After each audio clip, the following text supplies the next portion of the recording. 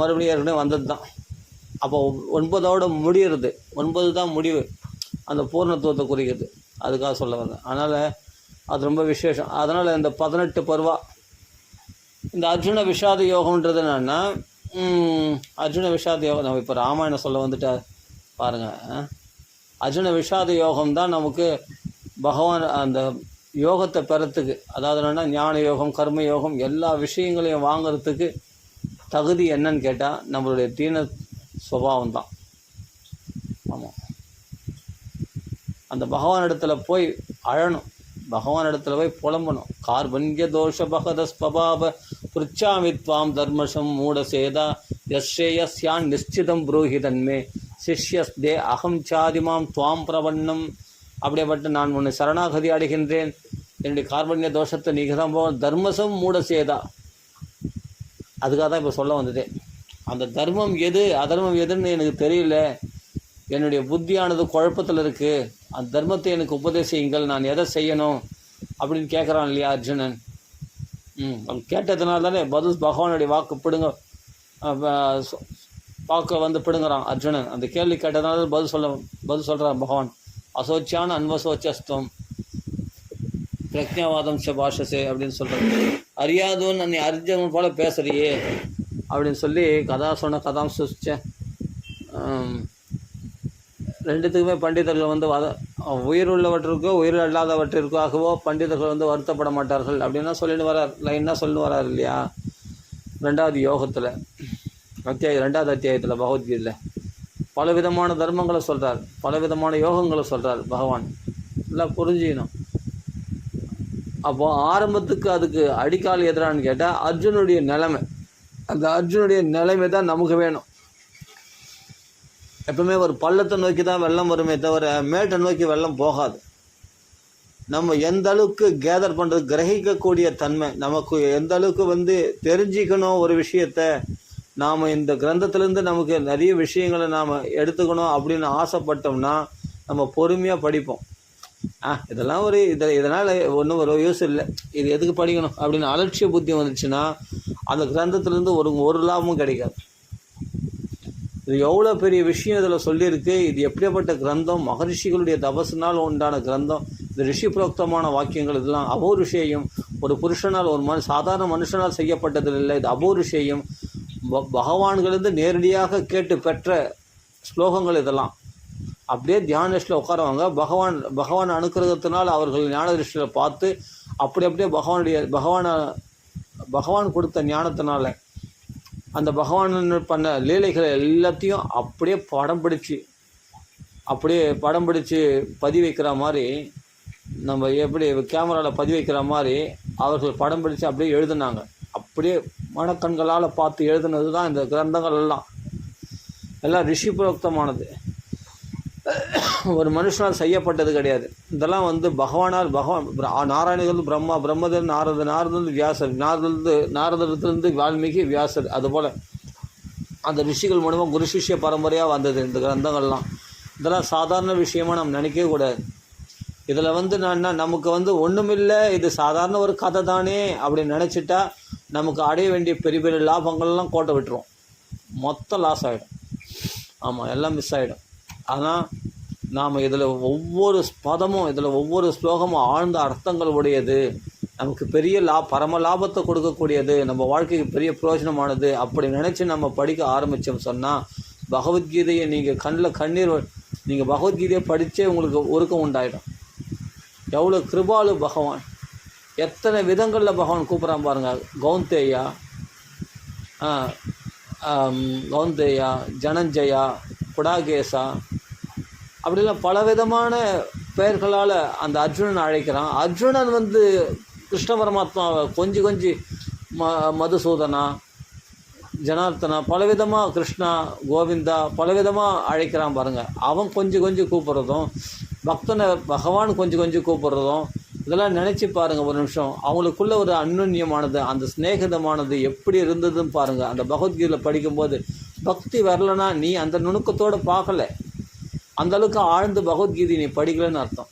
படித்தனா அதில் பிரேம தான் கடைசியில் முடிவாக வெளிப்படுமே தவிர அதில் ஞானம் பிரதானமாக இருக்காது. உங்களுக்கு நல்லா சொல்லிப்போம். ஞானம்ன்றது மேலோட்டமாக பார்த்தா ஆத்ம ஞானத்தை பற்றி, ஆத்ம ஞானத்தை பிரதானமாக சொன்னதாக தான் எல்லாமே சொல்கிறாங்க பகவத்கீதையை. எங்களுக்கெல்லாம் என்ன தோன்றதுன்னா அது பிரேமை தான் பிரதானமாக சொல்லப்பட்டிருக்குன்னு எங்களுக்கு தோணுது. ஆமாம், பிரேமை மட்டுமே தான் இருக்குது பகவத்கீதையில், வேறு ஒன்றுமே இல்லைன்னு தான் எனக்கு தோன்றுறது. அந்த ஆத்மா பற்றி சொன்னால் கூட அது என்ன பிரேமை தான் எங்களுக்கு தோன்றுறது. அது எப்படி ஒரு ஆத்ம ஞானத்தில் பிரேமை உண்டாகும் அப்படின்னா அது இப்போ படித்து பார் தெரியும். நல்லா படித்து பார், சரியாக படிச்சுன்னா உனக்கே புரியும். நான் சொல்ல வேண்டிய அவசியமே இல்லை. ஒவ்வொரு ஸ்லோகத்துலேயும் பிரேமை தான் கலந்துருக்கு. எவ்வளவு பிரேமை பகவானுக்கு அப்படின்னா, இந்த உடல் என்னன்னா இந்த தேக சம்பந்தமானவர்களிடத்துல போய் நீ பேசாத. அவர்களுக்கு உனக்கு ரிலேஷன்ஷிப்பே கிடையாது. எனக்கும் உனக்கு மட்டும்தான் ரிலேஷன்ஷிப்பே. நீ ஆத்மனா என்னது? நீ என்னுடைய அம்சம்டா, நீ என்னுடைய பிள்ளைடா, நீ என்னோட நீ வாழ வேண்டியவன்டா, என்னோட நீ ஆனந்தமாக இருக்க வேண்டியவன் நீ அப்படின்றது அந்த பிரேமை மட்டும்தான் கலந்துருக்கே தவிர, நீ ஆத்மா பற்றி உபதேசம் பண்ணால் கூட அந்த ஆத்மானா யார்? பரமாத்மாவுடைய அம்சம். அப்படின்னா என்னுடைய பிள்ளைடா, நீ என் கூட ஜாலியாக இருக்க வேண்டியவன்டா அப்படின்னு தன்னுடைய வாத்சல்யத்தை பக்த வாத்சல்யத்தை வெளிப்படுத்தக்கூடிய ஸ்லோகங்கள் தானே அந்த ஆத்ம ஞானமே. ஒரு நிமிஷம் யோசிச்சு பாருங்க. எங்களுக்கெல்லாம் என்னென்னா அது பிரேமையாக தான் தெரியுதே தவிர அது ஆத்ம ஞானம் சொல்ல வரட்டு வேதாந்தமாக எனக்கு தோணலை. பக்கத்துக்கு பக்கம், ஸ்லோகத்துக்கு ஸ்லோகம் பகவத்கீதையில் பார்த்தா பிரேமையை தான் பகவான் வெளிப்படுத்துகிறான், வேறு ஒன்றுமே இல்லை. அதில் பார்த்தா நீங்கள் மற்றவங்களுக்கு என்ன வெளிப்புறமாக பார்க்குறவங்களுக்கு தியான யோகம், ஞான யோகம், கர்மயோகம் அப்படின்லாம் சொல்லியிருக்கு அப்படின்லாம் சொல்லுவாங்க. சொல்லி போகிறாங்க. ஆமாம், அவங்களுக்கு வெளிப்புறமாக பார்த்துட்டு சொல்கிறாங்க. நமக்கு நான் பக்கமாக பகவானுடைய பிரேமை தான் வெளிப்படுறது. எப்படி பகவான் ஓங்கார வடிவத்தில் இருந்து கொண்டு உருவ மத்தியில் தியானம் பண்ண வச்சு அந்த ஒரு வழியில் பார்த்தா என்ன தியானம் பண்ணுறாங்க. எத்தனை விதமாக பகவான் எத்தனை விதமாக தன்னை வணங்குறதுக்கான வழிகளை ஏற்படுத்தி வச்சுருக்கான் பாருங்கள். சாங்கிய யோகமா, தியான யோகமா, ஞான யோகமா, கர்ம யோகமா, பக்தி யோகமா, ஹட யோகமா, எத்தனை விதமா. என்னை இப்படிலாம் எப்படியாவது என்னை அடைஞ்சிட மாட்டியா அப்படின்ற அவனுடைய கருணை தானே இத்தனை யோகங்களை பகவான் சொல்லி கொடுக்குறான். 18 யோகமாக சொல்லி கொடுக்குறான் நமக்கு. அவனுடைய கருணை தான், அவனுடைய பிரேமை, அவனுடைய பக்த வாத்சல்யம் தான் வெளிப்படுறதே தவிர பக்கமாக பகவத்கீதையில் பக்தி தான் இருக்குதே தவிர ஞானம்ன்றதுக்கு ஞானமானது மறைஞ்சே போச்சு. இந்த பக்தி பிரேமையில் நீ முன்னாடி வச்சிட்டேன்னு சொன்னால் அந்த ஆத்ம ஞானம் கூட சுவைக்கும். வெறும் சாப்பிட்றது பாகற்காயில் கூட கொஞ்சம் வெல்லம் போட்டால் அது திட்டிக்கிற மாதிரி அந்த பக்தின்ற ஒரு ரசத்தை நீ கலந்துட்டேன்னா அந்த பகவத்கீதை தேன் மாதிரி நீ அனுபவிக்க தெரியாதவங்களுக்கு புஸ்தகத்தை கொடுத்துட்ட அவங்க என்ன தெரியும்? அவன் பகவத்கீதையை பார்த்து அட பையா எனக்கு 1008 வேலை இருக்குது அப்படின்ட்டு போயிடுவானே தவிர அதை அனுபவிக்க தெரியல. அனுபவிக்க தெரிஞ்சோன்னா லட்டாக இருக்குமே ஒவ்வொரு ஸ்லோகமும். பா அருமையாக இருக்கு. ஆத்ம உபமன்யேன்னு உன்னை உபமானமாக கொண்டு பாடுறா அப்படின்னு. நான் என்ன உபமானமாக கொண்டு பார்க்க மாட்டேன், கிருஷ்ணனை உபமானமாக கொண்டு தான் பார்ப்பேன் நான். ஏன்னா அவனும் ஆத்மா தானே, அவனும் பரமாத்மா தானே. நான் அவனை உபமானமாக கொண்டு அவன் மட்டும் எவ்வளோ ஆனந்தமாக இருக்கிறான் பார். நாமெல்லாம் இப்போ இந்த சம்சாரத்தில் எவ்வளோ கஷ்டப்பட்டுன்னு இருக்கோம். நாம் தடுமாறி பள்ளத்தில் மேளத்தில் விழுந்து எழுந்து கல் முள்ளில் போய் காலை பொத்துக்கின்னு கை பொத்துக்கின்னு இப்படி அவஸ்தைப்படும் தலையெழுத்தான். அவன் மட்டும் ஜாலியாக இருக்கிறான் கிருஷ்ணனை பார்த்தான். அப்போ அவனை உபமானமாக கொண்டு தான் நான் இப்படி கஷ்டப்பட வேண்டியவன் இல்லை அப்படி நான் திருத்திக்கணுமே தவிர அவன் தான் சிறந்த யுக்தனா. யுக்த தமோ மத எனக்கு அவன் தான் சிறந்த யுக்திவான், புத்திசாலி அவன் தான் அப்படின்னு பகவான் கீதையில் சொல்கிறான் இல்லையா. அப்போது ஆத்ம உபமன்யேன்னு சொன்னால் நம்மளை உதாரணமாக கொண்டு மற்ற ஜீவராசிகளை பார்க்கணுன்னு ஒரு அர்த்தம் இருக்கட்டும். அதை விட பகவானை உதாரணமாக கொண்டு நம்ம திருத்திக்கணும்னு ஒரு அர்த்தம். எல்லாம் பக்கமாக பகவத்கீதையில் பக்தி தான் இருக்குது. அனுபவிக்க தெரியலன்னு வேணால் சொல்லாமே தவிர அனுபவிக்க தெரிஞ்சவனுக்கு ஒவ்வொரு ஸ்லோகமும் அப்படியே ரத்தனம் மாதிரி இருக்கும். எடுத்து படித்து நான் இப்போ சில பேருக்கு சொல்லுவாங்க, உங்களுக்கு 2 மணி நேரம் பேசுகிறீங்க, எங்கேருந்து வருது ஸ்டெமினா? எனக்கு 2 மணி நேரம் பத்தலைன்ற நாங்கள் விட்டால் ஒரு 10 மணி நேரம் பேசலாம் போல் இருக்குது. அவ்வளோ விஷயங்கள் இருக்குது பகவத் விஷயம் பேசணுன்னா. நீங்கள் கேட்கறதுக்கு தயாரா? அதை தான் நான் கேட்குறேன். 2 மணி நேரம் பேசுறது பெரிய விஷயம் இல்லை, 2 மணி நேரம் ரொம்ப கம்மின்றேன். நிறைய சொல்லலாம், நிறைய கிருஷ்ணனை பற்றி பேசணுன்னு ரொம்ப ஆசை, பாகவதம் பற்றி பேசணுன்னு. நீ பேசினே யார் கேட்குறது அப்படின்ட்டு எழுந்து போனால் நான் என்ன பண்ணுறது? அதனால் ராமாயணத்தை பற்றி பேசுறதுனால இப்போ எனக்கு இந்த ஸ்லோகமாக இந்த சுதந்திரமாக சொல்ல விட்டால் அருமையாக சொல்லி போயிடுவேன் இந்த கதையை, ராமாயண கதையை. அவ்வளோ விஷயங்கள் இருக்குது. ஆனால் அதுக்கேற்ற மாதிரி அதையும் பார்க்கணும். அது ஸ்லோகமாக படித்தா தான் புரியும் நம்மளுக்கு. அந்த ஸ்லோகத்தில் அவ்வளோ விஷயங்கள் இருக்குது. இருந்தாலும் சாரம் என்ன அப்படி வந்துடணும் டைரெக்டாக. இப்போ கைகை அம்மா இடத்துல போய் அவர் அப்படி கொஞ்சறாரு, அப்படி கொலாவுறாரு. பிரியமுள்ள மனைவின்றதுனால அப்படி அவர் போய் அந்த கோபகிரகத்தில் போய் பார்க்குறாரு. பார்த்தா காணோம். இல்லை மற்ற இடத்துலாம் தேடி பார்த்தா காணோம். கடைசியில் கோபகிரகத்தில் போய் வெறும் தரையில் விழுந்து படுத்துனிருக்கா. நகைகள்லாம் அங்கே வாரி அரைக்கப்பட்டு இருக்கிறது. அதான் எப்படி இருந்ததுன்னு சொன்னால், ஆகாசத்தில் நட்சத்திரங்களால் அலங்கரிக்கப்பட்டது போல் அந்த தரையானது அப்படிப்பட்ட நகைகளால் அலங்கரிக்கப்பட்டு இருக்கிறது. இதெல்லாம் பார்க்குறாரு. ஆஹா, அவன் கோபிச்சுட்டான்னு சொன்னால் இவருக்கு கதி கலங்கிடும். இவர் அடி வயத்தில் புளிய கரைக்கும். என்ன வில்லங்கத்தை வைக்க போகிறாளோ அப்படின்ட்டு தசரத சக்கரவர்த்திக்கு. இப்போ நம்ம இதெல்லாம் பார்க்குறோம் இல்லையா, இதெல்லாம் படிக்கும்போது தெரியுது இல்லையா. அப்போ நம்ம ஏன்னா ஒரு மனைவிக்கு எந்த அளவுக்கு எங்கே வைக்கணுமோ அங்கே வைக்கணும். ரொம்ப மனைவியிடத்தில் அதிகமாக பட்டுதல் கொண்டா இந்த நிலைமை தான் அடையணும் அப்படின்றது தான் இந்த உதாரணங்கள்லாம். மனைவியே இருக்கட்டும், பெண்ணாசை ரொம்ப இருக்கக்கூடாது. அதிகமாக பெண்ணாசை தான் பாதிக்கிறதே. நல்லா புரிஞ்சு என்னென்னா, அகலியிடத்தில் அதிகமான ஆசை கொண்டவர். அதாவது என்னென்னா, அவ்வளோ அழகி அகலி. அதிகமாக கௌதமர் பாசம் வச்சார். அது பிறகு அவளை சில தவறு பண்ணும்போது அவரால் தாங்கிக்க முடியல, ரொம்ப கஷ்டமாயிடுது. அது பிறகு சாபம் கொடுக்குற மாதிரி கொடுத்து அவளை அனுகிரகம் பண்ணிட்டார். அவளை பதிவரதையாவது அவர் தபசக்தினால் அது முடியும். அது மகரிஷி விஸ்வாமுத்திரனுடைய தபசக்தினாலையும் ராமரை வரவழைச்சு ராமருடைய அனுகிரகத்தினால் அவள் பதிவிரதையாக்கப்பட்டாள். ஓகே, சரி. அப்போது அடுத்தது பார்த்தா மகா பதிவிரதை தான் சீதாம்மா இருக்கட்டும். அதிகமாக என்னதான் அழகியோ சிறந்த பதிவிரதையோ அவள் எப்படிப்பட்டவளாக இருந்தாலும் அதிகமான பற்றுதல் வைக்கக்கூடாதுன்றதால் தான் ராமர் காடு காடா மரத்துக்கு மரமே சீதையை பார்த்தியா, மட்டையே சீதை பார்த்தியான்னா. ஏன்னா அவளுடைய அந்த அன்பு, அந்த அரவணைப்பு, அந்த சௌக்கியத்தை அனுபவிச்சுட்டு அவளுடைய பிரிவு சகிக்க முடியல ராமச்சந்திரமூர்த்தியால்.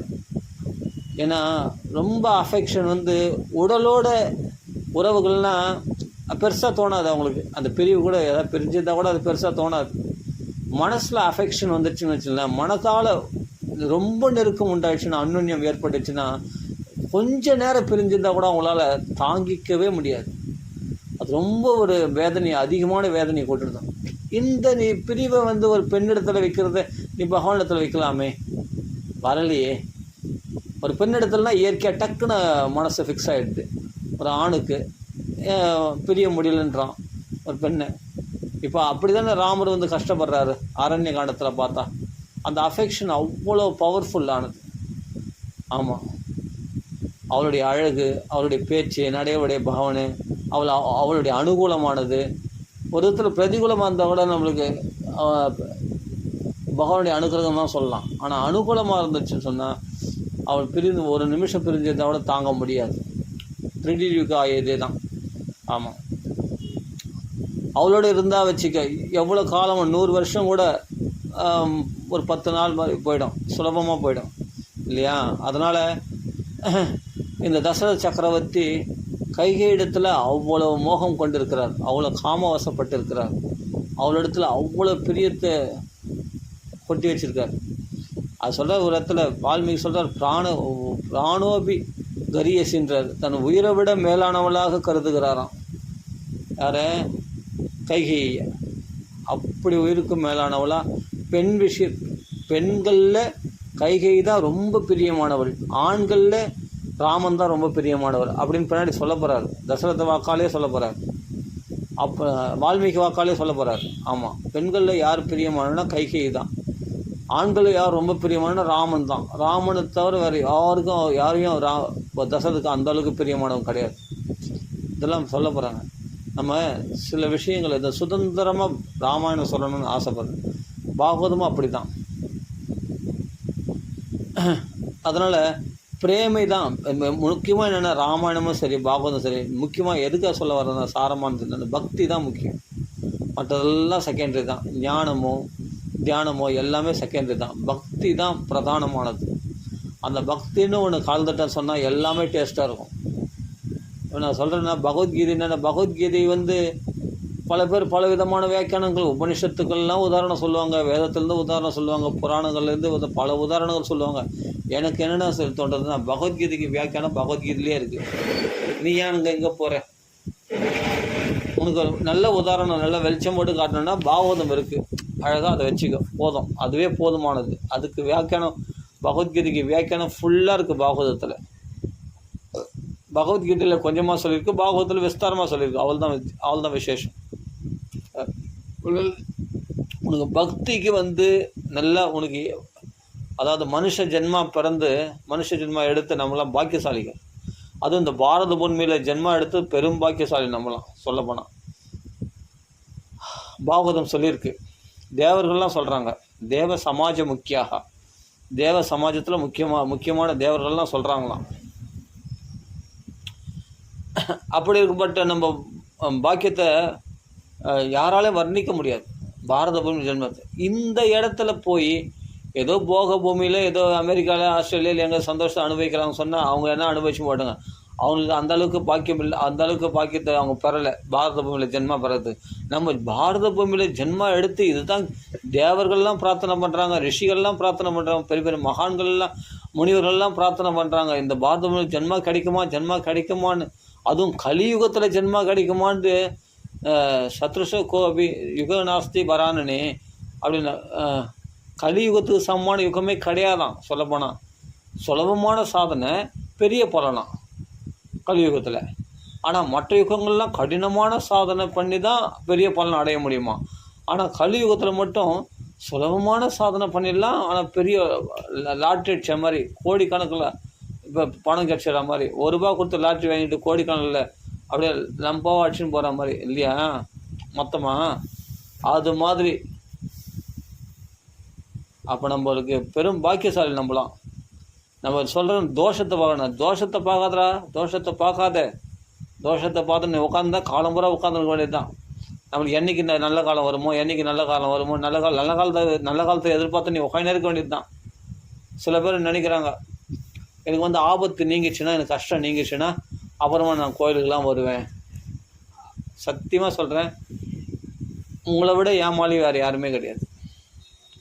ஏற்கனவே ஒரு ஆபத்தில் கஷ்டப்பட்டீங்கன்னா ஏற்கனவே எத்தனையோ நம்ம வாழ்க்கை பூரா கஷ்டப்பட்டு தான் இருக்கிறோம், அது வேறு விஷயம். நம்ம ஏற்கனவே ஒரு ஆபத்து கஷ்டப்பட்டோம். இப்போனா எந்த கோயிலுக்கும் போக முடியல, ஏன்னா அந்த கஷ்டத்தை தீர்ந்த பிறகு நான் கோயிலுக்கு வரேன்னாங்க. அடுத்தது இப்போ உணர் கஷ்டம் வந்ததுன்னா இப்போ மறுபடியும் அந்த கஷ்டத்தை தீர்ந்த பிறகு தான் நான் எங்கே இருந்தாலும் கோயிலுக்கெல்லாம் போக முடியும், எங்கேயும் வர முடியும் அப்படின்றாங்க. சரி, அப்புறம் உணர் கஷ்டம் வராதுன்றது என்ன நிச்சயம்? இந்த கஷ்டம் தீர்ந்துச்சுப்பா வரக்கூடாது இருந்தாலும் சொல்கிறேன், அப்படி வராதுன்றது நிச்சயம் கிடையாது. ஒன்று போனால் ஒன்று வரதான் செய்யும். வாழ்நாள் முழுவதும் இப்படி தான் காலம் கழியும். இதில் மாற்றவே இது நீ யார் நான் யார் மாற்றத்துக்கு? ஒரு சின்ன பிரச்சனை போதும் கட்சியில் பார்த்தா பெருசாக தான் வருதே தவிர சின்னதாக வரல. அதுக்கப்புறமா மேலும் உணர் ஆபத்து வராது, உனக்கு கஷ்டம் வராதுன்றது என்ன நிச்சயம்? எங்களை இல்லையே, விதி வழி அது இல்லையா? அப்போ அந்த ஆபத்து வரும்போது நீ அதோட கோயிலுக்காக வரமாட்டியா? இல்லை இந்த பிரச்சனை இந்த கஷ்டம் எனக்கு போன பிறகு நான் கோயிலுக்கு வரேன்றாங்க. கஷ்டம் போன பிறகு அப்புறமா கஷ்டம் வராதுன்றது என்ன நிச்சயம் சொல்லும் பார்க்கலாம். உங்கள் கையிலையா இருக்குது? உங்கள் வசத்துலையா இருக்குது? ஈஸ்வரனுடைய வசத்தில் இருக்குது. நம்ம கர்ம வினைகள் எப்படி இருக்குன்னு சொல்ல முடியாது. அதனால் இதெல்லாம் சரியான பிறகு உலகம் எல்லாம் திருந்தின பிறகு நான் திருந்துறேன்னா இது நடக்காத காரியம், நடக்கவே நடக்காது. ஆனால் தத்தே தைரியம் தூ அதவாக தீரக பண்டிதவா, இது அப்படி தான் இருக்கும் வாழ்க்கைன்னா. அதுவும் சொல்ல போனால் கலியுகத்தில் என்னென்னா துஷ்டரெல்லாம் சந்தோஷம் அடைவாங்களாம், சாதுக்கள்லாம் கஷ்டப்படுவாங்களாம். அப்படி சொல்ல பிரகிருஷ்யந்திஹி அசாதவா அப்படிலாம் சொல்லப்பட்டிருக்கு. அசாதுக்கள்லாம் சந்தோஷம் அடைவாங்க. ஆனால் அதை மீறி நம்ம தத்தே தைரியம் ததா அதெல்லாம் நடக்கிறது அந்த நிறட்டும், இது பாட்டு செயல்பட நான் பாட்டுக்கு துணிஞ்சடிச்சு நான் பகவானுடைய கோயிலுக்கு வருவேன், சத்சங்கத்தில் வந்து நான் ஜாயின் பண்ணுவேன், என்னுடைய இதில் அப்படின்னு நீங்கள் துணிஞ்சடிச்சு வந்தீங்கன்னு சொன்னால் மயானுகுலேன பகவான் பார்த்துப்பான் உங்கள் வாழ்க்கையை. பிரச்சனைகள்லாம் வரது, நீ அந்த பிரச்சனைகள் வரும்போது தான் அதிகமாக பகவானத்தில் பக்தி பண்ணணும். பண்ணுன்னு சொன்னால் பகவான் பார்த்துப்பான் மிச்சலாம். சில பேர் வந்து என்னென்னா சாதுக்கள் இடத்துல வந்து சாதுக்கள் கம்முன்னு போகிறாங்கன்னா அவங்களெல்லாம் போய் சீண்டுவான். ஏன்னா இவங்க எது பண்ணாலும் நம்மளை திருப்பி கேட்க மாட்டாங்க, எதுவும் சொல்ல மாட்டாங்க, அவங்கள இன்னும் கொஞ்சம் பண்ணால் அப்படிலாம் பண்ணால் பகவான் என்ன பண்ணுவான்னு தெரியுமா? உன்னுடைய தபோபலத்தும் போயிடும், உன்னுடைய புகழ் போயிடும், உன்னுடைய தேஜஸ் போயிடும், உன்னுடைய ஆயுசு குறைஞ்சிடும். இதெல்லாம் ஒருத்தருடைய சாதுக்களை போய் ரொம்ப இம்சை பண்ண விடாது. சில சாதுக்கள்லாம் பொறுத்துன்னு போகிறாங்கன்னு சொல்லிட்டு அவங்கள மேலே போய் இம்சை பண்ணுறது, அவங்கள ரொம்ப தொல்லை பண்ணுறது, அப்படிலாம் செய்யவே கூடாது. அது மாதிரிலாம் சில பேர் செய்கிறாங்க. செய்யறதுனால என்ன ஆகிடும்னா அவனுக்கு எல்லாம் ஆயுசு குறைஞ்சிடும், அவனுடைய தேஜஸ் குறைஞ்சிடும், அவனுடைய புகழ் குறைஞ்சிடும், அவனுடைய புண்ணிய பலமெல்லாம் இழந்துருவான். இதெல்லாம் கூட 10ஆம் ஸ்கந்தத்தில் சொல்லப்பட்டிருக்கு. அதனால் சாதுக்கள் பொறுத்துன்னு போகிறாங்கன்னா நீ வந்து உன்னை எதிர்க்க முடியாததுனால பொறுத்து போகிறான்னு அர்த்தம் இல்லை. எதிர்க்க முடிஞ்சும் அவங்களால பொறுத்துன்னு தான் போவாங்க சாதுக்கள். பகவான் மேலே பாரத்தை போட்டு போயினே இருப்பாங்க. அதனால் சாதுக்களை போய் இம்சை பண்ண விடாது. இதெல்லாம் நம்ம கரெக்டாக ஃபாலோ பண்ணணும்னு சொன்னால் நம்ம பக்தியானது மேலே மேலே மேலே மேலே மேலே துளிர் விட்ட மரம் போல் மேலே மேலே செழிப்பாக இருக்கும், பச்சை பச்சையல்னு இருக்கும். அப்படி செழிப்பாக நம்ம பக்தியானது நல்லா மிளிரும், பிரகாசிக்கும். யாரையும் அண்டி இருக்க வேண்டிய அவசியமே இல்லை. பகவான் பூர்ண பாதுகாப்பாக, மனசு எப்போ மகோத்சவமாக இருக்கும், மகோதயமாக இருக்கும், உற்சாகமாக இருக்கும், சந்தோஷமாக இருக்கும். நாளைக்கு என்னடா அப்படின்ற பயம் வரவே வராது, எந்த கவலையும் வராது. சந்தோஷமாக திருப்தியாக இருப்பீங்க நீங்கள். அந்த கிருஷ்ண அனுகிரகத்தினால, பகவத் அனுகிரகத்தினால உங்களுக்கு ஆனந்தம் மட்டும்தான் இருக்கும், வேறு எதுவுமே இருக்காது. அதனால் பக்கமாக பக்தி தான் இருக்கே தவிர பகவத்கீதையிலையோ பாகவதத்துலேயோ வேறு ஒன்றுமே இல்லை. ராமாயணத்துலேயும் அதான் இருக்குது. அதனால்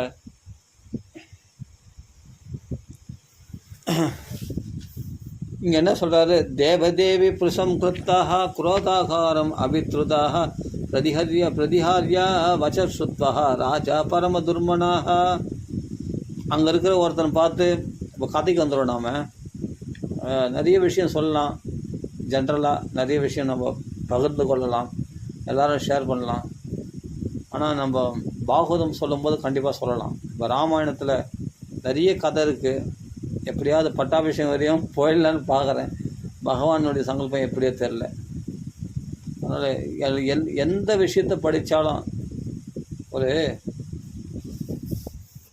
கதை சொல்கிறது பெரிய விஷயம் இல்லை. கதை கடன்னு சொல்லிடலாம், இது சுருக்கமாக சொல்லலாம், விரிவாக சொல்லலாம். அந்த நம்ம பெரிய விஷயம் இல்லை. 2.5 மணி நேரத்துலேயும் சொல்லுவாங்க, 4 மணி நேரத்துலேயும் முடிக்கலாம். கதை சொல்லிட்டு போயிட்டே இருக்கலாம். கதை யாருக்கு தெரியாது? ராமாயண கதை யாருக்கு தெரியாது? ஆனால் அதில் சில பாயிண்ட்ஸ்லாம் இருக்குது. அந்த பாயிண்ட்ஸ்லாம் நம்ம வாழ்க்கைக்கு பேர் உதவியாக இருக்குது. ஒரு மனைவியின் வசப்பட்டதுனால எந்த அதர்மத்தையும் செய்ய எப்படி ஒரு மனுஷன் துணிகிறான் அப்படின்றதுக்காக தான் இந்த மாதிரி கட்டங்களாக நம்ம படிக்கணும். ஆனால் இங்கே அதர்மம் செய்ய துணியில், அதர்மம் செய்ய கஷ்டப்படுறாரு தசரத சக்கரவர்த்தி. ஆனால் அதே சமயத்தில் வாக்கு கொடுத்துட்ட ஒரு காரணத்தினால, ஸ்திரீ வசப்பட்ட ஒரு காரணத்தினால ஒரு மனுஷன் எந்த அளவுக்கு அல்லல் படுவான் அப்படின்ற விஷயத்தையும் இப்போ காண்பிக்க போகிறார். வால்மீகி ஸ்பஷ்டமாக காண்பிக்கிறார். இதெல்லாம் நம்ம அப்படியே பார்க்கலாம். சரி, கதைக்கு வந்துடுவோம். நாம் தேவதேவி புருஷம் கிருத்வா குரோதாகாரம் அபித்ருதாக. ஒரு பரிச்சாரகம், ஒரு வேலைக்காரனை பார்த்து கேட்குறார். தசரத சக்கரவர்த்தி அரண்மனைக்குள்ளே நுழையிறார். நல்ல அருமையான விஷயத்தை, ராம பட்டாபிஷேகத்தை பற்றி சொல்லலான்ட்டு வரும்போது உள்ள ஆசையாக வராரு. கைகை பார்க்கணுன்ற அந்த மதன மோகத்தில் வரார். அப்படி காம மோகத்தில் வரார். அவளை போய் பார்த்து அவளோட போய் தன்னுடைய அன்பெல்லாம் வெளிப்படுத்தணும்னு போகிறார். அப்படி பார்த்தா சாதாரண இடத்துல, எப்போ இருக்கிற இடத்துல இல்லை. அப்பா ஒருத்தன் சொல்கிறான், என்னன்னு தெரில, தேவி ரொம்ப கோபத்தில் இருக்காங்க. கோபப்பட்டவங்களுக்கு ஒரு தனி வீடு இருக்கான், கிரகம் இருக்கான், அறை. அந்த அறையில் போய் படுத்துன்னு இருக்காங்க அப்படின்னு சொன்னார். தேவதேவி பிரசம் கிருத்தா குரோதாகாரம் அபித்ருதா பிரதிஹாரிய வசஸ்வத்வா ராஜா பரம துர்மனாக. அதிகமாக மனசு கவலைப்பட்டாராம் தசரத சக்கரவர்த்தி. விஷசாத புனர்பூஜோ லலிதாப்ஜா ஆகுலேந்திரிய தத்ரதாம் பதிதாம் பூமோ சயனாம் அததோச்சிதாம். எப்படிப்பட்டவள்? கேகை தேசத்து ராஜாவுடைய புத்திரி, கேகையினுடைய புத்திரி இல்லையா கைகை. அதே சொல்லி தசரத சக்கரவர்த்தியினுடைய மனைவி வெறுந்தரையில் படுத்துருக்கிறாளாம். அது உச்சிதமானதா? சயானா மததோச்சிதாம், அது சரியானதா? அது தகுந்தது தானா? பூமியில் படுக்க தகுந்தவளா? அப்படிப்பட்ட அவள் வெறுந்தரையில் படுத்து கொண்டு இருக்கிறாளே, இது என்ன, இது அநியாயம் அப்படின்ட்டு அப்படியே துடிச்சிட்டாராம். தன் புலன்கள்லாம் அப்படியே புலன்கள் வேதனைப்படுறாரு அதிகமாக. தசரத சக்கரவர்த்தி மனம் துடிச்சு போயிட்டார். அவர் அப்படியே தப்யா ஆகுலேந்திரியா பிரதப்த இவ துக்கேன அவச்ச ஜெகதீபதி. உலகத்துக்கு அதிபதியாக இருக்கக்கூடிய தசரத சக்கரவர்த்தி தன் மனைவி கீழே புரண்டு கொண்டு இருப்பதை பார்த்த உடனே அதிகமாக துக்கம் கொண்டாராம். அப்படியே உள்ளம் எரிகிறதாம் அவருக்கு. இதை பார்க்க பொறுக்கலையும் அவளுக்கு. ஏன்னா நாம் தசரத சக்கரவர்த்தி வயசில் மூத்தவர், ரொம்ப ரொம்ப பெரியவர். அவருக்கு நிறைய மனைவிகள் உள்ளார்கள். அதில் இவ்வளோ ரொம்ப சின்ன பெண்ணா, கைகை ரொம்ப சின்னவள். இவர் ரொம்ப வயசில் ரொம்ப பெரியவர் இவர் தசரத சக்கரவர்த்தி. அதான் இங்கே சொல்கிற விருத்த தருணி பாரியா பிராணேப்ய அபிகரியசி. அப்படிப்பட்ட ஒரு சின்ன பெண்ணை கல்யாணம் பண்ணி வந்திருக்கமேன்றதுனால உயிரை விட மேலாக அதிகமாக நேசித்தாராம் தசரத சக்கரவர்த்தி. கைகை இடத்துல அதிகமாக பிராணோபி கரியசி, அதனால் உயிருக்கு மேலானவனாம் கைகையானவள். நம்ம வயசை பார்த்து நம்ம வயசில் அதிகமாக இருந்தாலும் இளமையாக தான் இருப்பார் அவர் தசரத சக்கரவர்த்தி. அதளவுக்கு வயசு அதிகமாக. அதே சமயத்தில் கைகை ரொம்ப சின்னவளாம். அப்படிப்பட்ட அழகி, நல்ல இளமையாக இருக்கிறாள் இல்லையா, அதனால் அவ்வளோ அழகானவளாம் கைகை பார்த்தாள். தசரத சக்கரவர்த்தியும் வயசு தான் அதிகமாச்சே தவிர, ஆனால் அவரும் நல்ல தேக கட்டி, இன்றைக்கி சண்டை கிளம்ப சொன்னால் கிளம்பிடுவார். அப்படிப்பட்ட இளமை உடையவர் தான் அவரும். ஆனால் கொஞ்சம் நிறை தலையில் வந்ததுனால உடனே சரி வயோதிகம் வந்துட்டது, வயசாகி போச்சு, அதனால் ராமருக்கு பட்டம் கட்டலான்ற ஏற்பாடு பண்ணார். வேறு ஒன்றும் இல்லை. விருத்தக, அதனால் என்றைக்குமே இளமை உடையவர் தான். வயசு தான் 66 வருஷம் ஆயிடுத்தே தவிர, ஆனால் இளமையாக தான் இருப்பார் எப்போவுமே பார்த்தா தசரத சக்கரவர்த்தி. அப்போல்லாம் ஆயிரக்கணக்கான வருஷத்துல ஒரு பெரிய விஷயமே கிடையாது. தசரதர் 66 வருஷம் வந்தார். ராமர் எவ்வளோ வாழ்ந்தார்? 11,000 வருஷம் தான் வாழ்ந்தார்.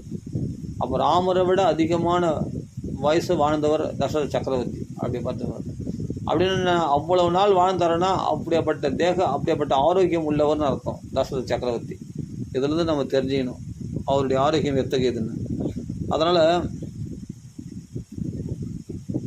விருத்தக தருணி பாரியாம் பிராணேப்ய அபிகரியசி. அதனால் நம்ம சின்ன பெண்ணை கல்யாணம் பண்ணிடுறேன்னு சொல்லி அவளிடத்துல அதிகமாக பிரியம் கொண்டாராம், உயிரை விட மேலாக நேசித்தாராம் அவர். ஆனால் தசரதருக்கு ஒரு பாவமும் அறியாதவர் இப்போ வந்திருக்காரு. ஆனால் கைகையானவள் பாவத்தையே சங்கல்பமாக கொண்டவள். அவள் மகா பாவத்தை செய்ய துணிஞ்சிட்டா. கணவனே உயிர் போயிடுன்னு சொன்னால் அப்போ கூட கேட்காம ராமன் காட்டுக்கு அனுப்பிச்சிட்டான், என் உயிர் போயிடுன்னு சொன்னால் கூட கேட்காம பலவந்தப்படுத்த போகிறான். அந்த சங்கல்பத்தை மனசில் வச்சிருக்கா. மனசில் விஷம் இல்லையா, பாப சங்கல்பம். ஆனால் ஒரு பாவமும் அறியாதவர். இவர் எந்த கெட்ட எண்ணத்தோடு கேட்க போகிறான்னு இவருக்கு என்ன தெரியும்? ஒரு பாவமும் இல்லாமல் கள்ளக்கபடம் இல்லாமல் மனைவியிடத்தில் எல்லா உண்மைகளை தெரிவிக்கிறதுக்காக ஆசையாக ஓடி வந்திருக்காரு. உண்மையான அன்போடு வந்திருக்கார் தசரத சக்கரவர்த்தி. அதனால தான் இங்கே வார்த்தை போடுறாரு அபாபகா. ஆனால் பாப சங்கல்பம், இவர் அபாபகா, ஒரு பாவமும் இல்லாதவர், அறியாதவர் தசரத சக்கரவர்த்தி. ஆனால் கைகை இனவன பாவத்திய சங்கல்பமாக கொண்டவளாக இருக்கிறார். அதர்ஷ தரணீதலே, அப்படிப்பட்ட பாவம் செய்வதை சங்கல்பமாக கொண்டிருக்கிற அவளை பூமியில் பார்த்தாராம். அப்படிப்பட்ட அவளை பார்த்தாராம். லதாமிவ வினிஷ்கிருதம் பதிதாம் தேவதாம் இவ. எவ்வளோ மோகம் வரேன் அந்த கைகையை பார்த்தா அவ்வளோ அழகாக இருக்கிறாளாம்.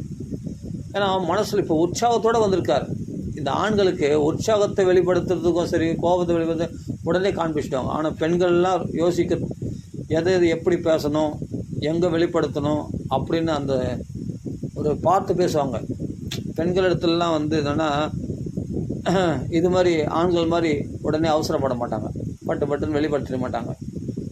ஆனால் சில பெண்கள்லாம் வந்து பாபத்தை இப்போ பாருங்கள், கைகை மாதிரி மனசில் வந்து என்னென்னா வஞ்சனை வச்சுக்கிட்டு வெளிப்புறமாக, ஏன்னா கோபத்தோடு இருந்தால் தான் காரியத்தை சாதிக்க முடியுன்றதுனால அவ்வளோ லேஸில் விட்டு கொடுக்க மாட்டாங்க. இந்த நெஞ்செழுத்தம் வந்து நிறைய பெண்களுக்கு இருக்குது இல்லையா, அவ்வளோ பெண்களுக்கு இருக்குது. அது மாதிரி கைகை போன்ற பெண்களுக்கு சொல்கிறேன்.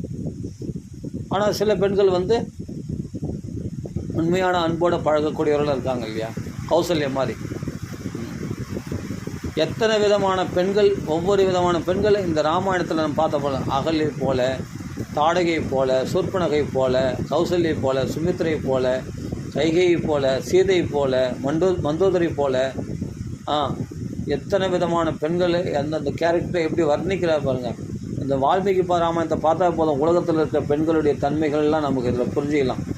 அந்தந்த ஒரு பானை சோறு ஒரு சோறு பார்த்தன்ற மாதிரி இந்த ஒவ்வொருடைய சுபாவம் பார்த்தோம்னா அந்தந்த விதமான பெண்களை நம்ம உலகத்தில் பிரிச்சிடலாம். அப்படி சொல்லியிருக்காரு இங்கே. அதனால் பாப சங்கல்பாக, வஞ்சனை கலந்த சங்கல்பத்தோடு மௌனமாக இருக்கான். ஆனால் மௌனமாக இருக்க இவெல்லாம் வந்து வெட்ட வெளிச்சமாக பேசிடுவாங்க சில ஆண்கள்லாம் பார்த்தா. ஆனால் பெண்கள் பார்த்தா அவங்க காரியத்தை சாதிக்கிறதுக்காக ரொம்ப கோபமாக இருப்பாங்க, அப்படி பிடிவாதமாக மௌனமாக இருப்பாங்க. அவங்க மனசில் அதான் சொல்லலாம், பெண்களுடைய மனசினுடைய ஆழத்தை காண்றது ரொம்ப பெரிய விஷயம் அப்படின்னு.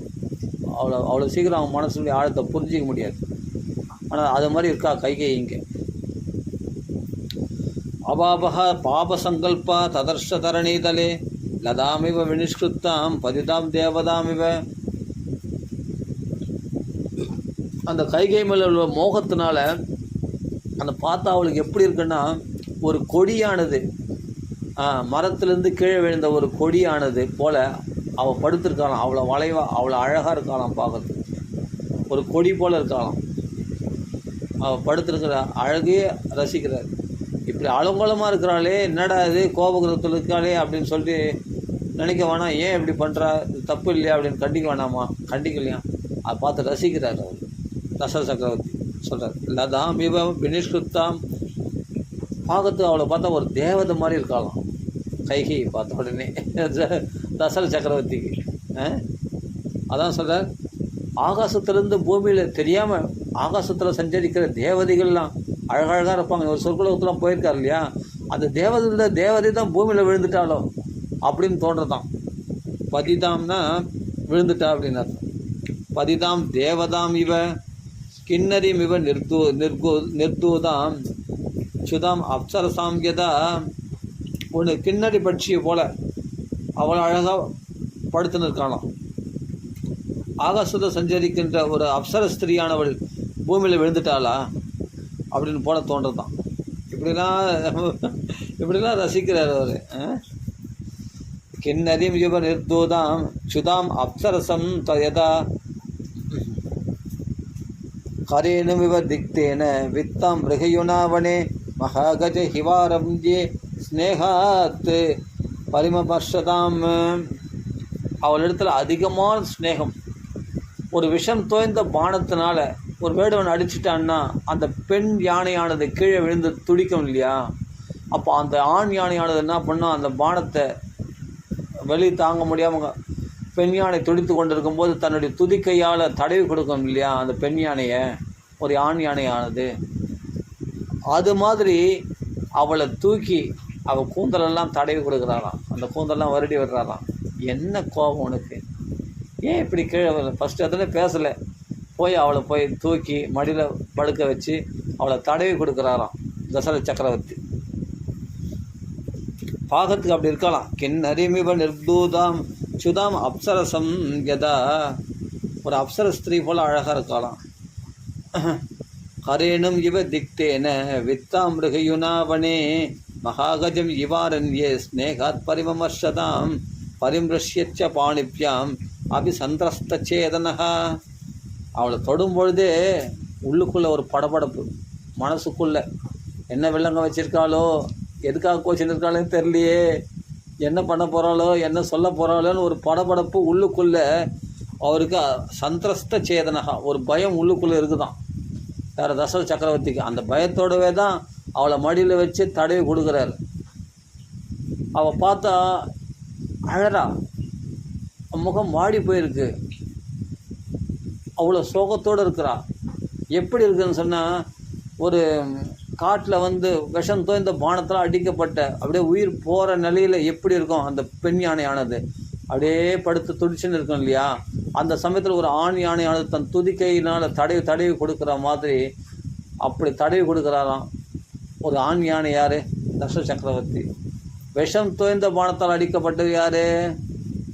கைகை. எந்த விஷம் தோய்ந்த பானத்தினால? மந்திரை சொன்ன அந்த விஷம் தோய்ந்த வார்த்தைகள் என்ற பானங்களால் அடிக்கப்பட்டதுனால அவள் அப்படி இருக்கிறாள் நாம் பார்க்குறதுக்கு. அதை தடவி கொடுக்குறார்.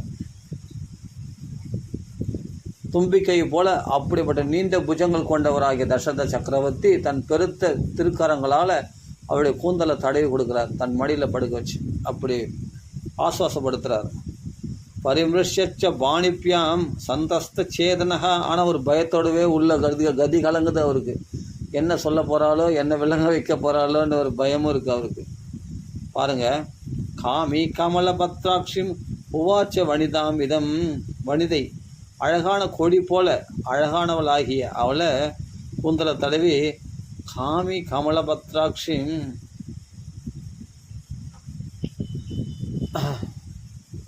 அதாவது அவளிடத்தில் உள்ள காமத்தினால, அவளிடத்தில் உள்ள ஆசையினால் அவளுடைய கண்களை பார்த்தா அவ்வளோ அழகாக ஒரு தாமரை இதழ் போல் அந்த கண்களில் அவருடைய அழகிலே அப்படியே அடிக்கப்பட்டு அந்த கண்ணுடைய அழகை பார்த்து அப்படியே மயங்கிட்டாராம் தசரத சக்கரவர்த்தி.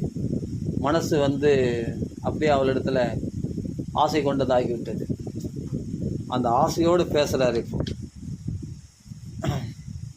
இது நதே அகம் அபிஜானாமி குரோதமாத்மனி சம்சிதம். இது வரைக்கும் வாழ்நாளில் நீ இது மாதிரி கோபமாக இந்த கோபகிரகத்தில் இந்த கோபகிரகத்தை கட்டி வச்சுனே தவிர அதுக்கு வேலையே இல்லாமல் இருந்தது. இது மாதிரி நீ வெறும் தரல புரண்டு அழுதவள் கிடையாது. என்ன ஆபரணங்கள்லாம் கழட்டி போட்டுட்டு இப்படி ஒரு அலங்கோலமாக நான் வரும்போது புன்சிரிப்போட என்னை வரவேற்ப அப்படி பணிவிட பண்ணுவேன். வாழ்நாளில் இது மாதிரி நடக்காத விஷயம் நடந்திருக்கே, என்ன ஆச்சரியம். சச்ச ராஜா கிரகம் சூன்யம் பிரவிவேஷ கதாச்சனக. அந்த வீட்டுக்குள்ளே பிரவிபோது இப்படி சூன்யமாக இருந்ததே கிடையாதான். வாழ்நாளில் இப்படி இருந்தது கிடையாதான். இன்றைக்கி தான் புதுசாக இந்த நடவடிக்கையை பார்த்தாவே பிடிக்கல அவளுக்கு. பிடிக்கிறவ அந்த கையை பார்த்தவொடனே அந்த நடவடிக்கை பார்த்து பிடிக்கல அவருக்கு. தசரத சக்கரவர்த்திக்கு புரியலை, வேறு ஒன்றும் இல்லை, பிடிக்கலன்னு கூட புரியலை.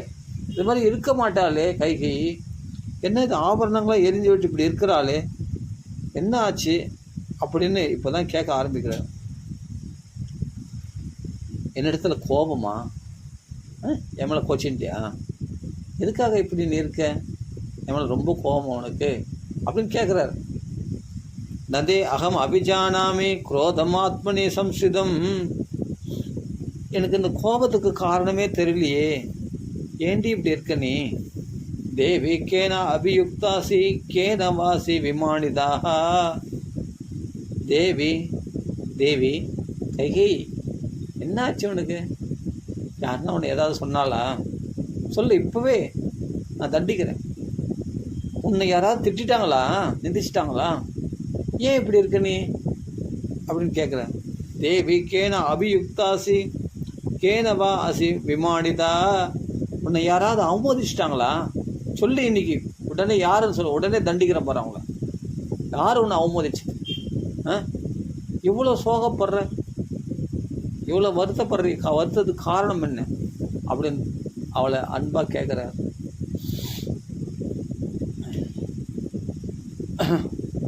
தேவி கேனாபியுக்தாசி கேனவா அசி விமானிதா. எதிதம் மம துக்காய சேஷம் கல்யாணி பாம்சுஷு பூமோ சேஷே கிமர்த்தம் துவம் மயி கல்யாணி ஜீவதி. நானா செத்தா போயிட்டேன், ஆனால் செத்தா போயிட்டேன். இப்படி பூமியில் நான் தான் உயிரோடு இருக்கிறேனே, இப்படி உழுந்து பரண்டு அழறதுக்கு காரணம் என்ன? பூமியில் போய் படுக்கிறேன்னு சொன்னால் இதான் அமங்கலமா? நான் தான் உயிரோடு இருக்கிறேனே, அந்த உயிரோடு இருக்கும்போதே நீ இப்படி பூமியில் விழுந்து பரண்டு இப்படி அமங்கலமாக அலங்கோலமாக நகையெல்லாம் நகையெல்லாம் தூக்கி போட்டுட்டு இப்படிப்பட்ட அழுக்கடைந்த ஆடையை உடுத்தி கொண்டு இப்படி அழறதுக்கு காரணம் என்ன? நீ அப்படி செய்யலாமா? நான் உயிரோடு இருக்கும்போது நீ அப்படி செய்யலாமா? இது தப்பு இல்லையா கைகை? ஏன் இப்படி பண்ணுறேன் அப்படின்னு கேட்குறாரு. பூமௌ சேஷே கிமர்த்தம் தூ மயி கல்யாணி ஜீவதி. நான் உயிரோடு இருக்கும்போது நீ கல்யாணி, நீ மங்களகரமானவளாச்சே, நீ சுமங்கலியானவளாச்சே, இப்படி செய்யக்கூடாது இல்லையா நீ அப்படின்னு சொல்லி எதிதம் மம துக்காய சேஷே கல்யாணி பாம்சுஷு. அதை பார்த்து எனக்கு எவ்வளோ துக்கம் அடையுது தெரியுமா? என்னடா இப்படிலாம் நடந்துக்கிறாளே அப்படின்னு நினைக்கும் போது மனசு கஷ்டமாக இருக்குது. தயவுசெய்து அப்படிலாம் அமங்கலமாக நடந்துக்காத. இது புரியல எனக்கு ஒன்றும். இது மாதிரி பண்ணாத. பூதோபகாத சித்தேவம் மம சித்த பிரமாதினி. உனக்கு என்னடி, உனக்கு பேய் பிடிச்ச மாதிரி ஏண்டி இப்படி இருக்க? எழுந்துருடி, ஒத்துஷ்டே எழுந்துரு. நீ முதல்ல ஏன் இப்படி இருக்க? நீ பேய் பிடிச்ச மாதிரி இருக்க. தலைவரி கோலமா அலங்கோலமா? உன்ன பேயா பிடிச்சிருக்கு? பூதோபஹத சித்தேவஹா, இல்லை உன் சித்த மோகமா? மம சித்த பிரமாதினி. அப்படி இல்லை உனக்கு ஏதாவது உடம்பு சரியில்லையா சொல்லு. எங்களை சிறந்த வைத்தியர்கள்லாம் நிறைய சன்மானம் கொடுத்து நான் கைவசப்படுத்தி வச்சுருக்கேன். அது மாதிரி வைத்தியர்கள்லாம் இருக்காங்க. எப்படியாப்பட்ட நோயாக இருந்தாலும் குணமாக்கிடுவாங்க. அப்படியேப்பட்ட சித்த புருஷர்கள்லாம் எங்களை இருக்காங்க. ஆமாம், அப்படியேப்பட்ட அவங்களுக்கெல்லாம் நிறைய சன்மானம் கொடுத்து அவங்களுக்கு வந்து நல்லா சன்மானம் கொடுத்து அவங்கள நல்லா அவங்க எந்த ஆபத்தில் கூப்பிட்டாலும் வருவாங்க. எப்படியாப்பட்ட நோயை குணமாக்கிடுவாங்க. அப்படிப்பட்ட வல்லுநர்கள். ஆமாம், அப்படிப்பட்ட வைத்திய வல்லுநர்கள் எனக்கு தெரிஞ்சவங்க நிறைய பேர் இருக்காங்க. நீ எப்படியாப்பட்ட வியாதி இருந்தாலும் குணமாக்கிடுவாங்க. நீ சொல்லு, உடனே நான் வரவழைக்கிறேன். உன் உடம்புக்கு என்ன சொல்லு, நான் சரி பண்ணுறதுக்கு நான் உடனே உத்தரவிடுறேன் அப்படின்னு சொல்கிறாராம் அவர். சந்திமே குசலா வைத்தியாஸ்து அபிதுஷ்டாஸ்ச சர்வசக. அப்படிப்பட்ட நிபுணர்களை நான் வரவழைக்கிறேன் அப்படின்னு சொல்கிறார். பூதோபஹத சித்தேவே மம சித்த பிரமாதினி. இப்படி பேய் பிடிச்ச போல இப்படி சித்த சுவாதீனம் இல்லாத ஒரு அப்படியே பிரம்ம பிடிச்ச மாதிரி இருக்கே, என்ன காரணம்? நீ இவ்வளவு நான் கேட்குற ஒரு வார்த்தை கூட பேசவே மாட்டேன்ற. என்னடி உனக்கு பிடிவாதம்? ஏன் இப்படி மௌனமாக இருக்கேன்? நான் உனக்கு என்ன செய்யணும் சொல்லு. நீ எனக்கு பிரியமானவள் இல்லையா? எனக்கு உயிருக்கு மேலானவள் இல்லையா? நீ எதை கேட்டாலும் நான் செய்ய மாட்டேன்னா? நான் ஒரு சக்கரவர்த்தி மாதிரியாக நடந்துருக்கிட்டேன் இது வரைக்கும். ஒரு சக்கரவர்த்தி மாதிரியாக நடந்துக்கினேன். நீ இட்ட வேலை செய்யக்கூடிய ஒரு சேவகன் போல தானே நான் உன் கூட வாழறேன், உன் கூட இருக்கேன் நான். சொல்லு பார்க்கலாம். நீ இட்ட வேலை செய்யக்கூடிய ஒரு சேவகன் போல தானே உன் இஷ்டப்படிலாம் நான் எல்லாத்தையும் நான் செய்தேன். உன்னுடைய பிரியத்தெல்லாம் நான் நிறைவேற்றி கொடுத்தேன். அப்படி இருக்கும்போது உன் பிரியத்தெல்லாம் நிறைவேற்றினேன் இத்தனை நாளாக. அப்படி இருக்கும்போது என் இடத்துல என்ன கோபம் உனக்கு? என்ன கோபம் சொல்லு பார்க்கலாம். பேசவே மாட்டேன்றீங்க, மௌனமாக இருக்கு. அப்படியே திரும்பி முகத்தை திருப்பிக்கிறா. சிச்சோ, ஏன் இப்படிலாம்? எனக்கு ஒன்றுமே புரியலையே. எனக்கு பயத்தை உண்டாக்குற தெரியுமா? என்ன தான் ஆச்சுன்னே தெரியல. இது நாள் வரைக்கும் நீ இப்படி இருந்ததே கிடையாது. இது என்ன புதுசாக இருக்குது இதெல்லாம்? சந்திமே குசலா வைத்தியாஸ்து அவிதுஷ்டாஸ்ச சர்வசः சுகிதாம் துவாம் கரிஷ்யந்தி வியாதி மாச்சக்ஷ்வ பாமினி. அது கோபத்தை அது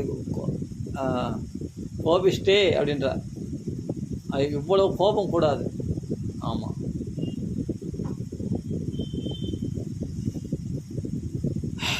உன்னுடைய கோபத்தை அதான் சொல்ல, உனக்கு சுகமாக ஜீவிக்கிறதுக்கான வழியை நான் ஏற்பாடு பண்ணுறேன். நான் எப்படியாப்பட்ட வியாதினாலும் சரி பண்ணிவிடுவாங்க. நான் வைத்தியர்னா வரவழைக்கிறேன் அப்படின்னு. அவன் உடனே வேண்டான்றான். வைத்தியரில் வரவழைக்க வேண்டாம், ஏன்னா நோய் வந்து உடலில் இல்லை மனசில். அதனால் வைத்தியரில் வரவழைக்க வேண்டாம். சரி, அப்போ என்ன தான் விஷயம் சொல்லு, மனசில் கவலையை சொல்லு. அஸ்யவாதே பிரியம் காரியம் கேனவா அபிப்பிரியம் கிருதம். இல்லாட்டி யாருக்காவது நான் உனக்கு சன்மானம்லாம் கொடுக்குறேன் அப்படின்னு யாருக்காவது ஒத்துண்டு அவங்களுக்கு ஏதாவது கொடுக்காம விட்டியா? அவங்களுக்கு பிரியமானதை நீ செய்யாமல் விட்டுட்டியா? அதை வாக்கு தவறிட்டு இருந்ததுனால கவலைப்படுறியா? சொல்லு, நான் உடனே அவர்களை வரவழைச்சி அவங்களுக்கு தேவையான வெகுமானத்தை நான் கொடுக்குறேன். நீ யாருக்கு பிரியம் செய்யணும்னு ஆசைப்படுறியோ உன் இஷ்டப்படி செய்துக்கும். நான் உன் இஷ்டப்படி நான் காரணமே கேட்க மாட்டேன். ஏன் அவளுக்கு செய்கிறேன்னு கூட நான் கேட்க மாட்டேன். உனக்கு நீ செய்தால் சரியாக இருக்கும். அதனால் நீ உடனே அவளுக்கு பிரியத்தை செய்கிறேன். உனக்கு பிடிச்சமானவங்களுக்கு என்ன வெகுமானம் பண்ணவும் பண்ணு, நீ தாராளம் பண்ணு. உன் பிரியத்தை சம்பாதிக்க நான் என்ன வேணால் பண்ணுவேன், புரியுதா? கசியவா அதே பிரியம் காரியம் கேனவா விப்ரியம் கிருதம்னு. இல்லை உனக்கு பிடிக்காதவங்க யாருன்னா இருக்கிறாங்களா சொல்லு, அவங்களுக்கு என்ன பிடிக்க, உனக்கு என்ன தண்டனை கொடுன்னு ஆசை வரையா, உடனே நான் செய்கிறேன். உன் பிரியத்தை சம்பாதிக்க கண்டிப்பாக உனக்கு பிடிக்காத யாரும் சொல்லு, நான் விசாரிக்க மாட்டேன். உடனே அவங்களுக்கு பிரியமில்லாதவங்க செய்தாங்கன்னா அவங்களுக்கு உடனே நான் சிக்ஷை அளிக்கிறேன்.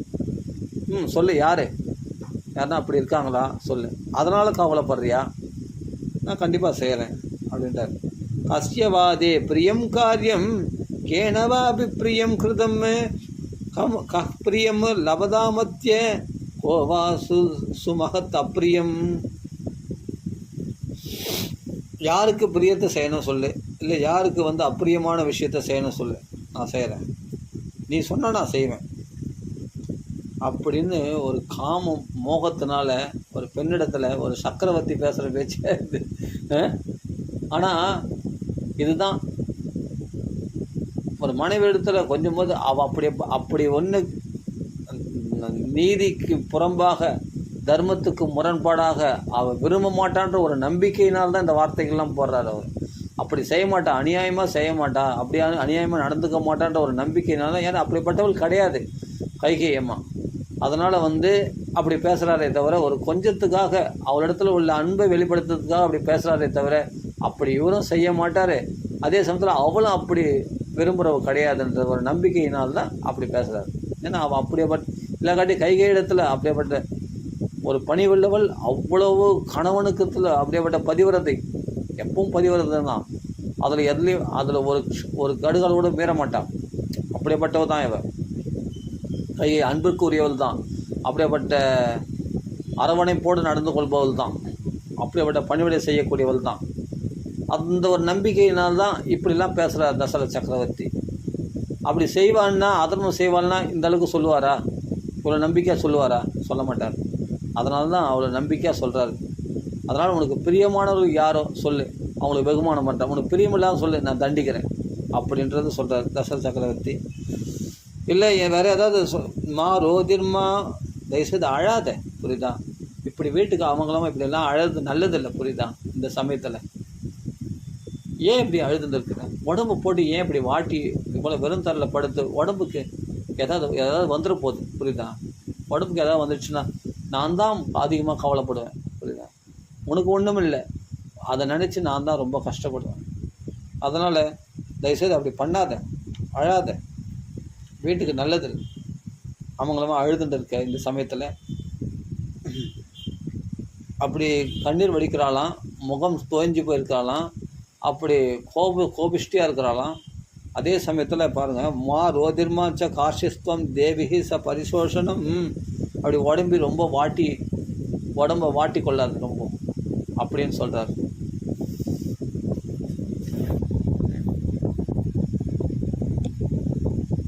உடம்பை வாட்டி உன்னையே வருத்திக்காது, இப்படி கஷ்டப்படுத்திக்காது.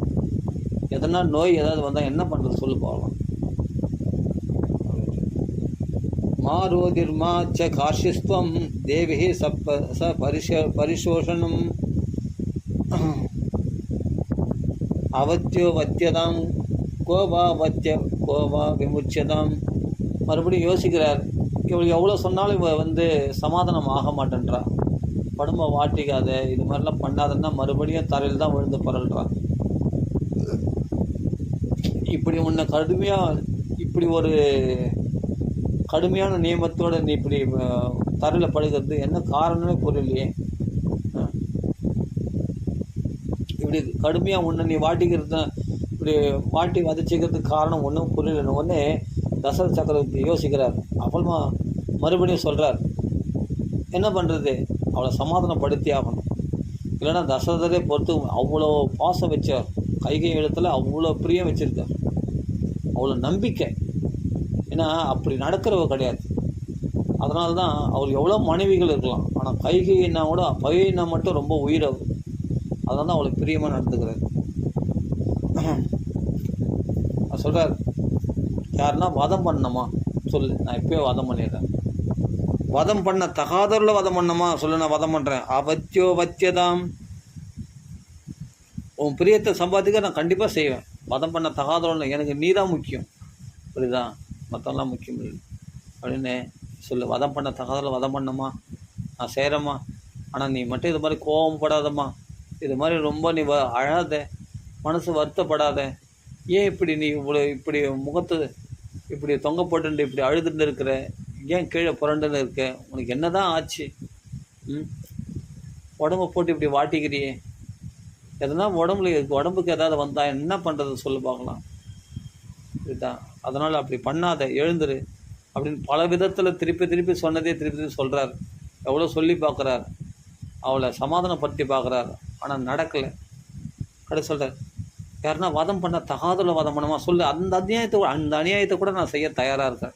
நீ சமாதானம் ஆகி எழுந்தால் போதும் எனக்கு, புரியுதா, நீ சித்த சமாதானம் ஆனால் போதும். ஆமாம், நீ அழுத நிறுத்து அப்படின்னு சொல்கிறாருங்க. அவத்தியோ வத்தியதாம் கோபா வத்திய கோவா விமுச்சியதாம்.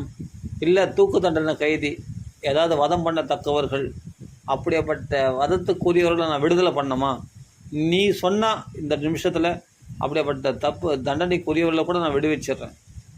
கண்டிப்பாக நான் செய்கிறேன்னா இல்லையா பாரு, சொல்லு, நீ விட சொல்லு, யாரை விடுவிக்கணும்னு சொல்லு, நான் விடுவிக்கிறேன்.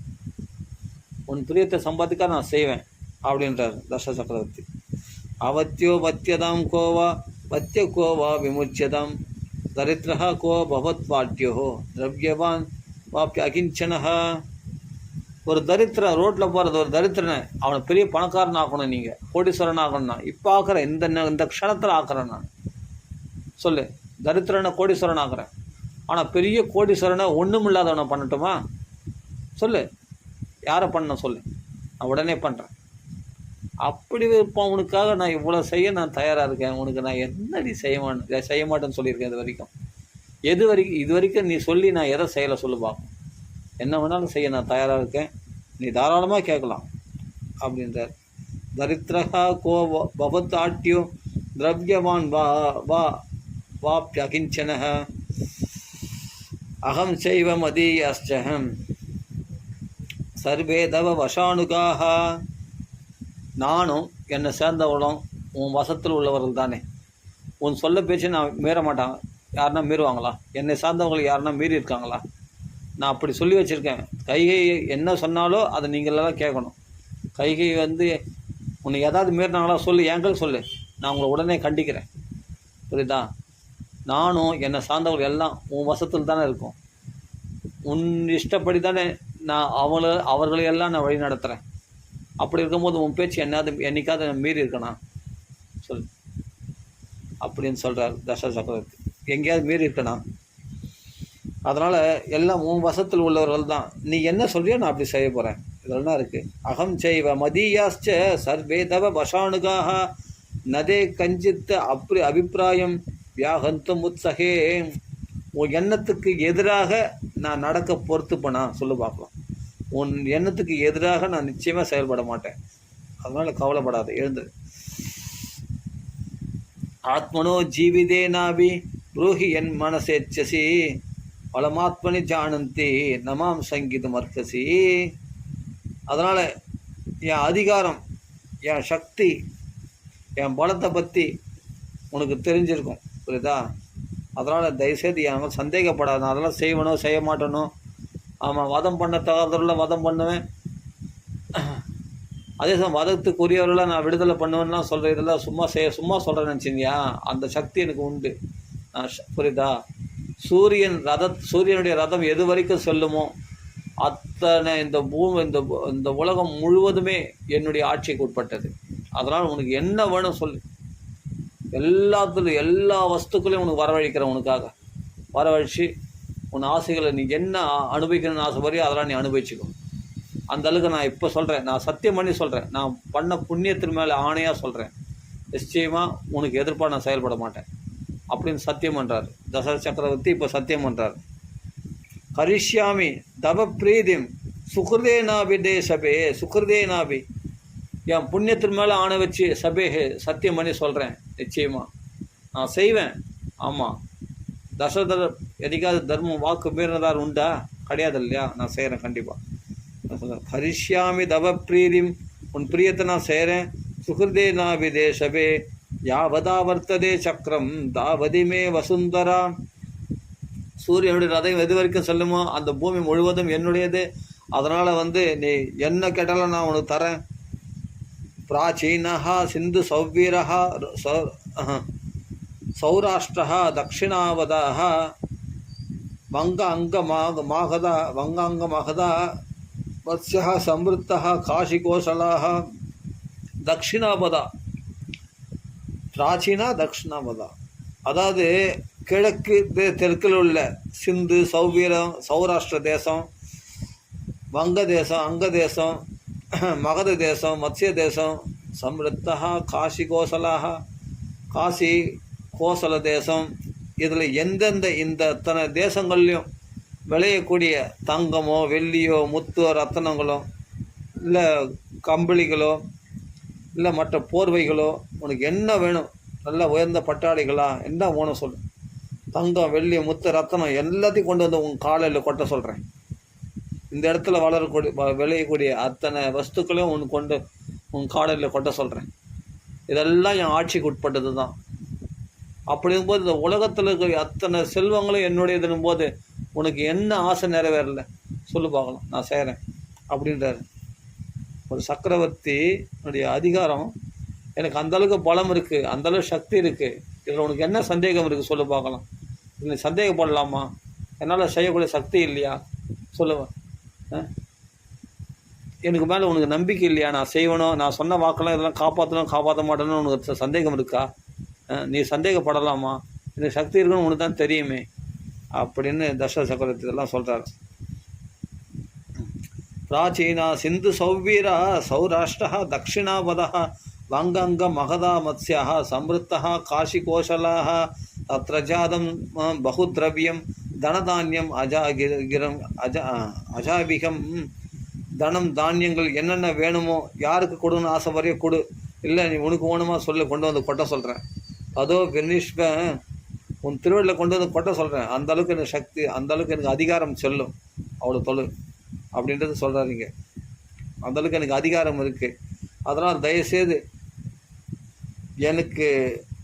எனக்கு ஒரே ஒரு கவலைன்னா உன்னை நீ நிம்மதியாக இருக்கணும், இப்போ நீ சந்தோஷப்படணும், நீ உற்சாகமாக இருக்கணும், நீ சமாதானம் அடையணும். அதான் எனக்கு ஒரே ஒரு ஆசை, வேறு ஒன்றுமே அப்படின்றார் தசரத சக்கரவர்த்தி. நீ சமாதானமான போகணும். ததோக்தாச்ச சமாஸ்வஸ்தா வக்துகாமஹ ததப்பிரியம். சமாஸ்வஸ்தா இப்படிலாம் சமாதானம் அடையணும், அதுதான் அவர் ஒரே ஒரு நோக்கமாக. அதான் சொல்கிறார், சமாதானம் அடையணும். அதனால் சமாதானப்படுத்தினார். இதெல்லாம் சொல்கிறா பாருங்கள். இந்த பிரியத்துக்கு உகந்த வார்த்தைகள்லாம் கேட்டார் இல்லையா? ஆஹா, நம்ம வாலியில் இவர் விழுந்துட்டாரு, சபாஷ் இப்படி சொல்கிறாரு. எது கேட்டாலும் கொடுக்குறேன்னு சொல்கிறாரு. இந்த பூமியில் உள்ள எல்லா பொருள்களையும் கொடுக்குறேன், இந்த பூமியே என்னுடைய ஆட்சிக்கு உட்பட்டதில் உனக்கு என்ன வேணும்னு சொல்லி நான் கொடுக்குறேன்னு சொல்கிறாரு. அதுவும் சத்தியம் பண்ணி வேறு சொல்கிறார். புண்ணியத்தின் மேலே ஆணையிட்டு சொல்கிறேன் அப்படின்ட்டு ஆணை இருக்கிறார். அப்படின்னும் போது தான் அவளுக்கு கொஞ்சம் நம்பிக்கை வந்தது. இப்போ தான் நல்ல பாம்பு தலை தூக்குற மாதிரி அப்படி தூக்கினாலாம், அப்படி கொஞ்சம் எழுந்தாலாம். அப்பா, இது பெரிய ஒரு ரிலீஃப் கிடச்சிது இவருக்கு. ஏன்னா பயந்துன்னு இருந்தார், என்ன பண்ண போகிறாள், ஏது பண்ண போகிறாள், என்னத்துக்கு கோபத்தை எதுக்காக கோவப்படுறான்னு ஒன்றுமே புரியாமல் இருந்தது இவருக்கு. இப்போ கொஞ்சம் அவள் சிரித்தா, கொஞ்சம் தலை நிமிர்ந்தா, அப்படி ஒரு பாறை பார்த்தோன்னே அப்பாடா, அது வயிற்றில் பாலை வாத்தின மாதிரி இருந்தது மனசுக்கு. ஏன்னா பெண்கள் கோவப்பட்டாவே நிறைய எதுக்காக கோவப்படுறாங்கன்னே தெரியாமல், ஆழ் மனசை புரிஞ்சிக்க முடியாமல் எதுக்காக கோவப்படுறாங்க, எதுக்காக கோச்சிக்கிறாங்க, என்ன நம்ம தப்பு பண்ணிட்டோம் அப்படின்னு ஒரு பயம் இருக்கும் இல்லையா? நம்ம எதாவது தப்பு பண்ணிட்டோமா அப்படின்னு அழணும் இல்லையா? ஏம்மா தயவுசெய்து நான் என்னம்மா தப்பு பண்ணேன், தயவுசெய்து என் மேலே கோச்சிக்காத அப்படின்னு அவங்க கொஞ்சம் சமாதானம் அடைஞ்சா அப்பாடா, அப்போ தான் வயிற்றில் பாலை வாத்தின மாதிரி இருக்கும். ஆமாம், எதுக்காக கோவப்படுறோன்னு தெரியலையே, அதுவும் மனைவியாச்சே, அதனால் என்னத்துக்கு காரணமே தெரியலையே, குடும்பத்தில் ஏதாவது கலகம் உண்டாயிடுமோ அப்படின்ற பயம் இருக்கும் இல்லையா? எவ்வளோ பெண்களை பார்த்து ஆண்கள் இப்போ பயப்படுறோம். அதுதான் இங்கே சொல்கிறேன். அதனால் அந்த கிம் ஆயாசேன தே பீருஹோ உத்திஷ்ட சோபனே, எதுக்காக இப்படி ஒன்று வார்த்தை வர்த்திக்கிற, அதனால் தயவுசெய்து எதுக்காக நீ பயப்படுற? நான் செய்வேன் செய்ய மாட்டேன்னு ஏன் பயப்படுற? உத்திஷ்ட நீ எழுந்துரு முதல் எழுந்துரு. நீ எழுந்து, நீ திருப்தியாக நீ எழுந்து மனசு விட்டு எங்களுக்கு பேசினாதான் எனக்கு பயம் போகும். முதல்ல எனக்கு மனசு சந்தோஷம் உண்டாகும். சோபனே, நீ இப்படிலாம் இருக்கிறவல்ல, நல்லா சோபையாக இருக்கக்கூடியவள், அதாவது என்னென்னா நீ மங்களகரமாக இருக்க வேண்டியவள் நீ. அதனால் எழுந்துட்டார். தத்துவமே புரூஹி கைகேயி எதஸ்தே பயமாகதம். உன்னுடைய பயத்தை போக்குறதுக்கு ஒரு சூரியனை கண்ட பனி போல உன்னுடைய பயத்தை, உன்னுடைய கவலையை போக்குறதுக்கு நான் தவற மாட்டேன். கண்டிப்பாக உடனே நான் அந்த பயத்தை போக்குறேன். நீ எழுந்துரு முதல்ல, என்ன விஷயமானாலும் பேசி தீர்த்துக்கலாம், எழுந்துரு நீ சொல்லு அப்படின்னு சொல்லிட்டு ஆஸ்வாசப்படுத்துகிறார் தர்ச சக்கரவர்த்தி. தத்துவமே புரூஹி கைகேயி எதஸ்தம் பயமாகதம் தத்தே வியபணிஷ்யாமி நீஹாரமிவ ரஸ்மிவான்னு. நீஹாரமிவ ரஸ்மிவான்னா சூரியனை கண்ட பனி போல உன் துக்கத்தை நான் போக்குறேன், உன் கவலையெல்லாம் நான் போக்குறேன் அப்படின்றது. ததோக்தாசா சமாஸ்பஸ்தா பக்து காம தத அப்பிரியம். ஆனால் சொல்ல போகிற விஷயமோ தசரதுக்கு பிரியமில்லாத விஷயத்த சொல்ல போகிறா. அவர் உயிரையே குடிக்க போகுது அந்த வார்த்தைகளால், அந்த விஷயத்தினால. ஆனால் நல்ல பாம்பை தலை தூக்குற மாதிரி தூக்குறான். அவள் எழுந்துட்டான். அது எழுந்தது ஆசுவாசப்படுத்துது. இவர் எழுந்துருன்னு சொன்னதுனால, அவர் எழுந்துட்டதுனால இவருக்கு ரொம்ப சந்தோஷமாகி போச்சு. அப்பா இப்போ தான் சமாதானம் அடைஞ்சாலும் அவளுக்கு திருப்தி ஆகுது. அவளுடைய திருப்தியை சம்பாதிக்கிறதுக்காக எப்படிப்பட்ட நிலைக்கு இறங்குறாரு பத்தியா, எப்படிலாம் பேச வேண்டியது இருக்குது பத்தியா. ஒரு சக்கரவர்த்தி, தச சக்கரவர்த்தி, உலகாண்ட ராஜா, எப்படிப்பட்டவர்களையும் எப்படிப்பட்ட அசுரர்களெல்லாம் வதம் பண்ணவர், கடைசியில் ஒரு பெண்ணிடத்தில் போய் எப்படி கூடு கும்பிடு போட வேண்டியது இருக்குது பத்தியா. அஞ்சலியும் குருமி கைகைன்னு சொல்ல போகிறார். பின்னாடி கையெழுத்து கும்பிட போகிறார், காலில் விழுந்து வணங்க போகிறார். எந்த நிலைக்கு தள்ளப்பட்டார் பத்தியா. பெண்ணாசையானது எப்படி கொடுமையானது பாருங்கள். எவ்வளோ பெரிய சக்கரவர்த்தி ஆட்டி படைக்கிறா பாருங்கள் கைகை அந்த இஷ்டப்படி. இவ கோபிஷ்டாலாம் அவளுக்காக எந்த நிலைக்கு இறங்கி வரா பாருங்க. வதம் பண்ணாதவள வதம் பண்ணுவாராம். தரித்திரனா பணக்காரன் ஆக்குவாராம். எந்த ஒரு நீதி நெறி எதுவுமே கிடையாது, யோசிக்காமல் செய்வாராம். அந்த பிரியத்தை சம்பாதிக்கிறதுக்காக இப்படிலாம் பேசுகிறாரு பாருங்க. என்னவோ தசரத சக்கரவர்த்தி இது மாதிரி நம்மலாம் யாரும் பார்க்கல, யாரும் கேட்கலன்னு நினச்சின்னு நம்ம என்ன வேணாலும் பேசிடுவோம். ஆனால் பகவான் பார்த்துன்னு இருக்கான். வால்மீகி பார்த்து நீங்கள் எழுதிட்டாரு பாருங்கள். தசரதர் என்னென்ன பேசினார்ன்ற ரகசியத்தில் இங்கே எழுதி வச்சுட்டாரு பாருங்கள். நமக்கு தெரிஞ்சிச்சு பாருங்க. அதனால தான் ரகசியத்தில் என்ன பேசுகிறோம், என்ன பிணாத்துறோம் அப்படின்றது நாம் ஜாக்கிரதையாக இருக்கணும். அவர் ஏதோ ஒரு வேகத்தில் சொல்லிட்டாரே தவிர, ஆனால் அப்படிப்பட்டவளும் இல்லைன்ற ஒரு நம்பிக்கையில் தான் அப்படி சொன்னார். இருந்தாலும் அப்படி சொல்லலாமா அப்படின்னா, அவளை திருப்திப்படுத்துக்காக சமாதானப்படுத்துறதுக்காக அப்படி சொன்னார் அப்படின்னு நம்ம தெரிஞ்சுக்கணும். தர்மாத்மா கண்டிப்பாக அப்படி செய்ய மாட்டார். சொல்கிறேன், அப்படி ரகசியத்தில் அப்படி சொல்கிறார் அவர். தத்தே வியபணிஷ்யாமி நீகாரமிவ ரஷ்மிவான் ததோக்தாசா சமாஸ்பஸ்தா பக்து காம ததப்பிரியம். இப்போ பீடிக்க போகிறா. ஆமாம், அநியாயத்தை தர்மமாக சொல்லி நிர்பந்தப்படுத்த போகிறா. நிர்பந்தப்படுத்தி அவளுடைய அந்த சத்தியத்தை நீ சொன்னியே, அந்த வாக்கை காப்பாற்றுறா எனக்கு சொல்லி, நீ சொன்னல சத்தியம் பண்ணல, அதை காப்பாற்று, நீ சமாதானம் ஆனால் போதும், இவனுக்காக நான் என்ன வேணாலும் செய்வேன் அப்படின்னு சொன்னல அப்படின்னு இப்போ நிர்பந்திக்க போகிறா பாருங்கள். அப்படியே சொல்கிறா பாருங்க. பரிபீடையிதும் பூஜோகோ பர்த்தாரும் உபசக்கரமே. அந்த தக்ஷ பிரியமில்லாத விஷயத்தை அதை செய்ய விரும்பி நிர்பந்தப்படுத்த போகிறா. நிர்பந்தப்படுத்தி நிர்பந்திக்க போகிறா. அதை நம்ம அடுத்த பகுதியில் பார்க்கலாம். என்ன நிர்பந்தப்படுத்துகிறான்னு பார்க்கலாம்.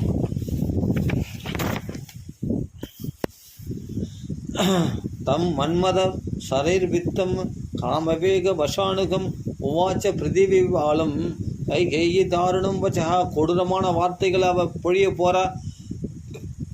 மன்மத பானத்தினால் பீடிக்கப்பட்டு அவள் சொல்கிறதுக்கெல்லாம் அவள் ஆஸ்வாசப்படுத்தி அவள் சமாதானம் அடைஞ்சதை பார்த்து அவள் சிரிப்பு சிரிச்சா. அப்பா, அவருக்கு அப்படியே பூரிச்சு போச்சு. அவள் சிரித்த உடனே அப்பா இப்போ தான் சமாதானம் அடைஞ்சார். காம வேக வசானுகம் அந்த அவளுக்கு அப்படியே பூரிச்சு போயிட்டார். கைகை இடத்துல ரொம்ப சந்தோஷம் அடைஞ்சிட்டார். வாசின அப்படியேப்பட்ட அவள் புன்சிரிப்போடு அவள் பார்த்து அன்பாக பேசுகிற மாதிரி இருக்கும். ஆனால் கொடூரமான வார்த்தைகள் இப்போ வருஷிக்க போகிறா பாருங்க. அப்படி சொல்கிறார் இந்த இடத்துல. பிருத்திவி பாலும் கைகை தாருணம் வச்சக. தாருணம்னா கொடூரமான வார்த்தை வாக்குகளை. அந்த பிருத்திவி பாலம் பூமியை ஆளக்கூடிய சக்கரவர்த்திகளத்தில் கொடூரமான வார்த்தைகளை பேச தகுமா? பூமிக்கு அதிபதியாச்சு, சக்கரவர்த்தியாச்சு, அவர்களை பேசத்தகாத வார்த்தை பேசலாமான்னா பேசலாம். கைகையை பேசலாம். நாஸ்மிகி விப்ரகிருதா தேவ கேனச்சின் நாவமானிதா அபிப்பிராயஸ்து மே கஷ்சித்தம் இச்சாமி துவயா கிருதம். நான் அப்போ சொல்கிறா, எனக்கு யாருமே பிரியமில்லாத விஷயத்தை யாரும் செய்யலை, அதெல்லாம் ஒன்றும் இல்லை, நான் நல்லா தான் இருக்கேன். ஆனால் எனக்குள்ள ஒரு அபிப்பிராயம் இருக்குது, அதை நான் உங்களிடத்துல கேட்டுக்கலான்னு நினைக்கிறேன். அபிப்பிராயஸ்து மே கஷ்டித்து இச்சாமி துவயா கிருதம். அதை உங்கள் மூலமாக நான் நிறைவேற்றிக்க விரும்புகிறேன் அப்படின்னு சொல்கிறாவ. பிரதிஜாம் பிரதிஜானிஷ்வ எதித்வம் கர்த்துமிச்சசி. முதல்ல நீங்கள் சத்தியம் பண்ணுங்க. நீங்கள் இப்போ சொன்னீங்க இல்லையா, என் புண்ணியத்து மேலே ஆணையிட்டு சொல்கிறேன், நிச்சயமாக நான் செய்வேன்ட்டு. அந்த வாக்கு நிச்சயம்னா எனக்கு மறுபடியும் சத்தியம் பண்ணுங்கள். அந்த வாக்குப்படி நீங்கள் செய்வீங்களா? எனக்கு சத்தியம் பண்ணி கொடுங்க, நான் என் அபிப்பிராயத்தை சொல்கிறேன் அப்படின்றார். பிரதிஜாம் பிரதிஜானிஷ்வம் எதித்வம் கர்த்துமிச்சசி அதை தத்து வியாகரிஷ்யாமி தத்து அபிப்பிராயார்த்திதம் தத்து அபிப்பிரார்த்திதம் ஐயா. கண்டிப்பாக நான் நீங்கள் சத்தியம் பண்ணி சொன்னீங்கன்னா நான் சொல்கிறத நிறைவேற்றுவேன்னு, அப்போ என் அபிப்பிராயத்தை நான் வெளியெடுக்கிறேன் அப்படின்னு அவர் சொல்கிறார். சத்தியம் பண்ண வச்சு அதுக்கு பிறகு இவ அபிப்பிராயத்தை சொல்லுவாளாம். எப்படி நிர்பந்தப்படுத்துகிறா பாருங்கள். ஃபஸ்ட்டு ஸ்ட்ராங் பண்ணிக்கணும், அதுக்கப்புறமா தான் தான் விஷயத்தை எடுத்து சொல்லணும்.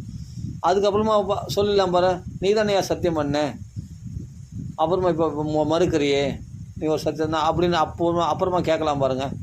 அதனால் முதல்ல ஸ்ட்ராங் பண்ணிக்கிறான். ஃபஸ்ட்டு எல்லாத்தையும் எப்படி பிளானிங் பாருங்களேன், எவ்வளோ கைகாரி பாருங்கள். கைகை ஃபஸ்ட்டு அவன் மனசில் அந்த நல்லா நிர்பந்தப்படுத்தி அதை ஸ்ட்ராங் பண்ணிவிட்டு, இப்போ அவள் வாக்காலேயே அதில் சத்தியம் பண்ண வச்சு அவள் வாக்காலேயே மீற முடியாதபடி அப்படி போட்டு ஒரு பிடிச்சிடறா பாருங்கள். தசரத சக்கரவர்த்தியை தனக்குள்ளே அடிமையாக்கிறா பாருங்கள். அதுதான் மந்திரத்துக்கு கட்டுப்பட்ட ஒரு பாம்பு போல் ஆயிட போகிறார். இப்போது தப்பிக்கவே முடியாத அளவுக்கு அப்படி நிர்பந்தப்படுத்துகிறா, சத்தியம் பண்ண வைக்கிறா. பிரதிஜை பண்ண வைக்கிறா. பிரதிஜை பண்ணிட்டா சத்தியம் பண்ணிட்டா தவற மாட்டா தசரத சக்கரவர்த்தி, அது தெரியும் அவளுக்கு. அதனால் முதல் சத்தியத்தை வாங்கிக்கிறான். பிரதிஜாம் பிரதிஜானீய தானிஷ்வ எதித்வம் கர்த்துமிச்சசி அது தத் வியாகரிஷ்யாமி தயத் அபிப்பிரார்த்திதம் மயா. தாமுவாச்ச மகாராஜ கைகேயம்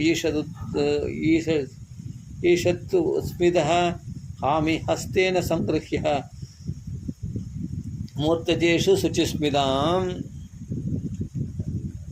அப்போ என்ன பெருசாக கேட்டுற போகிறா இவ, என்னவோ ஒரு பெரிய விஷயமா எங்களை கேட்குறாளே இவ எவ்வளோ கேட்டிருக்கா, நான் எவ்வளோ செய்திருக்கேன் அது மாதிரி தான் இப்போ நினச்சிருக்காரு. கள்ளங்கப்படம் இல்லாத இருதயத்தில் என்ன பெருசாக கேட்டுற போகிறான்னு நினச்சிக்கிட்டு அவளை தடவி கொடுத்து கொந்தில் தடவி கொடுத்து அன்பாக அவரோட கைகேயத்தில் பேச ஆரம்பிக்கிற நல்ல புன்சிரிப்போட அன்போடு அவளிடத்துல பேச ஆரம்பிக்கிறார். சொல்லு என்ன பண்ணும், இதில் என்ன பெருசாக சத்தியம் பண்ணுன்னு சத்தியம் பண்ணால் போச்சு, இதெல்லாம் பெரிய விஷயமா? சத்தியம் பண்ணி என்ன பெருசாக நீ தப்பாக கேட்டுற போகிற, தாராளமாக செய்ய போகிறேன் அப்படின்னு. அவலிப்தம் ந ஜானாசி தத்தா பிரியதரோ மம மனுஜ வியாக்கிராத்து ராமாதன்யோ ந வித்தியதே. அருமையான விஷயம் சொல்கிறார் பாருங்கள், ஃபஸ்ட் கிளாஸ் விஷயம். அவலிப்தேன ஜானாசி தத்தா பிரியதரோ மம.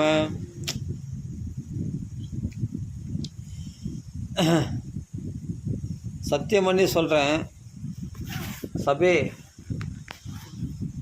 தே ஜீவனார்க்கேன புரோகி என் மனசேச்சசி. எந்த பகவானை பிரிஞ்சு ராமரை பந்தி ஒரு முகூர்த்தம் கூட என்னால் பிரிஞ்சிருக்க முடியும். எம் முகூர்த்தம் அவசியம் ஸ்து ந ஜீவேயம் அகம் துருவம் தேன ராமேன கைகேயி சபேதே வச்சனக்கிரியாம். உன்னுடைய வச்சனப்படி வாக்குப்படி நான் சொல்கிறேன், நான் சத்தியம் பண்ணி சொல்கிறேன். எந்த ராமனை பிரிஞ்சு ஒரு முகூர்த்த காலம் கூட என்னால் பிரிஞ்சிருக்க முடியாதோ, நான் உயிர் வச்சுருக்க மாட்டேனோ, அந்த ராமன் மேலே சத்தியம் பண்ணி சொல்கிறேன். சொல்லலாமா? மனசுக்குள்ளே இப்படிலாம் சொல்லலாமா? அப்படியேப்பட்ட மறைவில்லாமல் பேசுகிறா பாருங்கள், எந்த வெளிச்சத்தோடு பேசுகிறா பாருங்கள். அவ்வளோ நம்பிக்கை கைகை இடத்துல. என்ன தப்பாக கேட்டுற போகிறா அப்படின்றது தான். சரி, இனிமேல்ட்டு போகிற கட்டம்னா ரொம்ப கஷ்டமாக இருக்கும். நாம் அடுத்த பகுதியில் பார்க்கலாம். சில விஷயங்களை நம்ம கொஞ்சம் ஷேர் பண்ணிக்கலாம். அதாவது என்னமோ ஒரு பாகவதம் இதுக்கு முன்னாடி நம்ம போட்டிருக்கோம். பாகவதம் பேசியிருக்கோம். நிறைய பகவானுடைய கதைகள்லாம் பேசியிருக்கோம் பாகவதத்தில். ராமாயணம் என்னென்னா தத்துவார்த்தமோ இல்லாட்டி வேறு ஏதோ ஞானமோ தியானமோ இதெல்லாம் சாதனைகள்லாம் நிறைய இருக்கும். வரும் கதையாகவே வரும். ஆனால் அந்த கதையே ரொம்ப சுவாரஸ்யமாக இருக்கும்.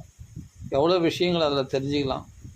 ராமனுடைய குணங்கள் பற்றி நம்ம புரிஞ்சுக்கலாம். நல்லா தான் இருக்கும். இருந்தாலும் பகவத்கீதை இருக்கு இல்லையா, அது கொஞ்சம் நடுவில் கேப் விட்டுருக்கும். இந்த ராமாயணம் எடுத்ததுனால, இந்த ராமாயண சப்ஜெக்ட் எடுத்ததுனால பாகவதம் பற்றி ரொம்ப பேச முடியல. ஆனால் அந்த பாகவதத்தில் தான் மனசு அதிகமாக உழறது. அதையும் நம்ம போடலாம்.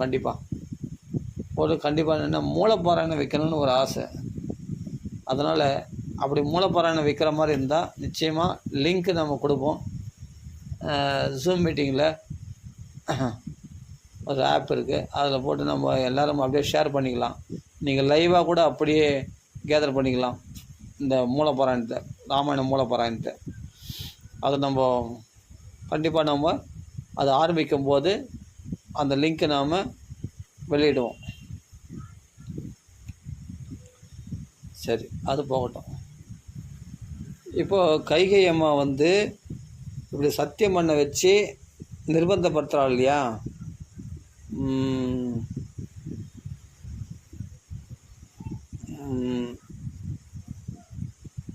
என்ன சொல்கிறாரு? தாமுவாச்ச மகாராஜ கைகேயும் ஈஷதுஸ்மிதா காமி ஹஸ்தேன சங்கிருஹ்ய மூர்த்தஜேஷு சுச்சிஸ்மிதம்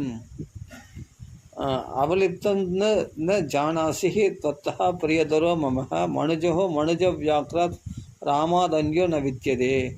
இந்த உலகத்தில் மனுஷர்களுக்குள்ள ராமனை தவிர எனக்கு பிரியமானவங்க யாருமே கிடையாது அப்படின்னு தெரிஞ்சுக்கோ. தேனா அஜய்யேன முக்கியன ராகவேன மகாத்மனாக சபேதே ஜீவனார்க்கேன புரோகி என் மனசேச்சசி. எந்த ராமனை பிரிஞ்சு எம் முகூர்த்தம் அவசியம்ஸ்து ந ஜீவையும் துருவம் தேன ராமேன கைகை சபேதே வச்சனக்கிரியாம். உன் வாக்கும்படி நான் நிச்சயமாக செய்கிறேன், நான் சத்தியம் பண்ணி சொல்கிறேன். அந்த எந்த ராமனை பிரிஞ்சு நான் ஒரு முகூர்த்தம் கூட தாங்க மாட்டேனோ அப்படியேப்பட்ட ராமன் மேலே சத்தியம் பண்ணி சொல்கிறார். ஆத்மனா வா ஆத்மஜைச்சாஞ்சே வினேஜம் மனுஜஷபா தேன ராமேன கைகேயி சபேதே வச்சனக்கிரியாம். அப்பா, என் பிள்ளைகளுக்குள்ள அதிகமாக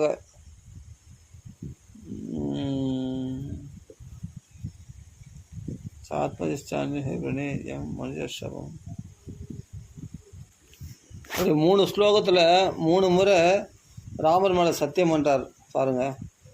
அவளுக்கு தேர்த்து என்ன ஜானாசிகி त्वत्तः பிரியதரோ மம, எனக்கு பிரியத்தோடு அதிகமாக பிரியமுடையவராகி அப்படிப்பட்ட மனுஜ வியாக்கிர ராமாதன்யோ ந வித்தியதே. மனுஷர்களுக்குள்ள நரசிம்மமாகிய அந்த ராமனை தவிர வேறு யாருமே எனக்கு பிரியமானவர் கிடையாது. அந்த ராமன் மேலே சத்தியம் பண்ணி சொல்கிறேன்.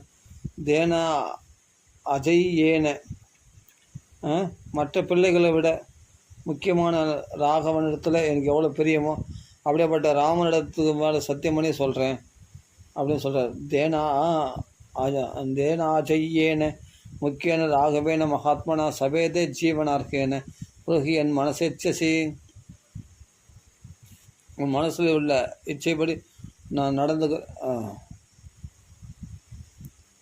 எந்த ராமனை விட்டு நான் உயிரை வச்சுட்டு இருக்க மாட்டேன்னோ அந்த ராமன் மேலே சத்தியம் பண்ணி சொல்கிறேன், உன்னுடைய ஆசையை நான் நிறைவேற்றேன் அப்படின்றார். ஏன்னா ஒரு முகூர்த்தம் கூட எந்த ராமனை விட்டு பிரிஞ்சிருக்க மாட்டேனோ அந்த ராமன் மேலே சத்தியம் பண்ணி சொல்கிறேன் அப்படின்றார்.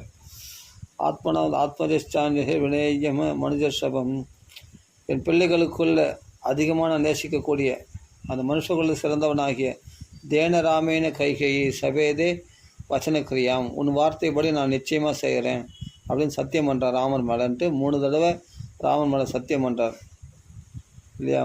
மூணுன்றது அதாவது சத்தியம் ஒரு தடவை இல்லை 3 தடவை சத்தியம் பண்ணுறார். அதாவது அதை நிரூபணம் பண்ணுறார். பத்தம் ஹிருதயம் அப்பியதத்து அணுமிருஷ்யோத்தரஸ்யமே ஏதத் சமீக்ஷா கைகையை புரோகியத்து சாது மன்யசி. யதா கிரமேண சபசி வரம் மம ததாசிச்ச தத் சுண்வந்து த்ரயஸ்திரிம்சத்து தேவாக சாக்னி புரோகமாக. உடனே கைகை என்ன பண்ணுறா, நீங்கள் 3 முறை சத்தியம் பண்ணியிருக்கா, நம்பணும் இல்லையா. அதுவும் 3 தடவை ராமர் மேலே சத்தியம் பண்ணியிருக்கார். ராமன் மேலே சத்தியம், எந்த ராமனை பிரிஞ்சு ஒரு முகூர்த்தம் கூட நான் வாழ மாட்டேன்னு, எந்த ராமனை பிரிஞ்சு நான் உயிர் வச்சுட்டு இருக்க மாட்டேனோ, அப்படிப்பட்ட எந்த ராமன் மனுஷர்களுக்குள்ளே சிறந்தவனும் எல்லா ஜீவராசிகளோட அதிகமாக பிரியமுள்ளவன் ராமன் தான். அதே சமயத்தில் ஒரு புருஷர்களுக்குள்ளே அதிகமாக பிரியம்னா ராமன் தான். ஆமாம், பெண்களுக்குள்ளே கைகை நீ, அதே சமயத்தில் புருஷர்களுக்குள்ளே ராமன் தான். என் பிள்ளைகளுக்குள்ளே 4 பிள்ளைகளில் எனக்கு அதிகமாக பிரிய முடியும் ராமன் தான். அப்படியேப்பட்ட ராமன் மேலே சத்தியம் பண்ணின்னு சொன்ன பிறகு மறுபேச்சு மீறுவாரா? கண்டிப்பாக மீறுவாரா தசரகவதி? ஆனால் நம்பிக்கை இல்லாமல் என்ன சொல்கிறா, தேவரெல்லாம் சாட்சிக்கு அழைக்கிறான். எல்லா தேவர்களும் கேட்டுக்கொள்ளுங்கள், இந்த தசரத சக்கரவர்த்தி நான் கேட்டதை செய்கிறேன்னு சத்தியம் பண்ணி கொடுத்துருக்கார். ஆமாம், அப்படி அவர் சத்தியத்தை மீறினா நீங்கள் தண்டிச்சிடுங்க அப்படின்ற மாதிரி சாட்சி கூப்பிட்றா. கணவன் மனைக்குள்ள சாட்சியா? இந்த சாட்சி கூப்பிட்றா பாருங்க கைகை. சொல்கிறார், யதா கிரமேண சபசி வரம் மம ததா சித்தேச்ச தத் சுண்வந்து த்ரயஸ்திரிம்சத்து தேவாக சாக்னி புரோகமாக. 33 கோடி தேவர்களே நீங்கள் சாட்சிகள், சப்த மருத்துக்களே நீங்கள் சாட்சி, அக்னி புரோகமாக 7 மருத்துக்கள் சாட்சிகளாக இருங்கள். நீங்கள் அக்னி பகவானே நீ சாட்சி. சந்திர ஆதித்யோ நவஸ்சைவ கிரகா ராத்திரி அகனி திசா ஜகஸ்ச பிருத்திவி சேயம் ச கந்தர்வா ச ராட்சசாக. பார்வை எவ்வளோ பேரை சாட்சி கூப்பிட்றா. சந்திரன் வேணுமா, சூரியன் வேணுமா, ஆகாச தேவதை வேணுமா, கிரகங்கள் வேணுமா, ராத்திரி பகல் திசை தேவதைகள் எல்லாரையும் கூப்பிட்றா. இவ்வளோ பேரை சாட்சி வச்சுன்னு அந்த நிர்பந்த பத்திரா பாருங்க, தசரதங்களை வரம் வாங்குறா பாருங்க. ஜகஸ்சா பிருத்திவிம் சேயம் ச கந்தர்வா ச ராட்சசாக நிஷாச்சாராணி. ராத்திரியில் சஞ்சரிக்கக்கூடிய தேவதைகள் நிஷாச்சாரர்கள், பூதங்கள், கிரக தேவதைகள். நிஷாச்சராணி பூதானி கிரகேஷு கிரக தேவதா யானி சான்யானி பூதானி ஜானேயுர் பாஷிதம் தவ. சத்யசந்தோ மகாதேஜோ தர்மஜ்ஞா சுசமாஹிதா வரம் மம தசாத்யேஷ தன்மே சுண்வந்து தேவதாக. எல்லாம் கேளுங்க தேவதைகளே, எல்லாரும் கேளுங்க, எனக்கு வரம் கொடுத்துருக்கார், இவர் சத்தியத்தை காப்பாற்றணும், புரியுதுங்களா? அப்படி சத்தியத்தை காப்பாற்றணும், தண்டிச்சிடுங்க அப்படின்ற மாதிரி சொல்கிறார். நீங்களாம் சாட்சிகள், எனக்கு சத்தியம் பண்ணி கொடுத்துருக்கார், அந்த சத்தியத்தின்படி அவர் நிறைவேற்றணும் அப்படின்னு.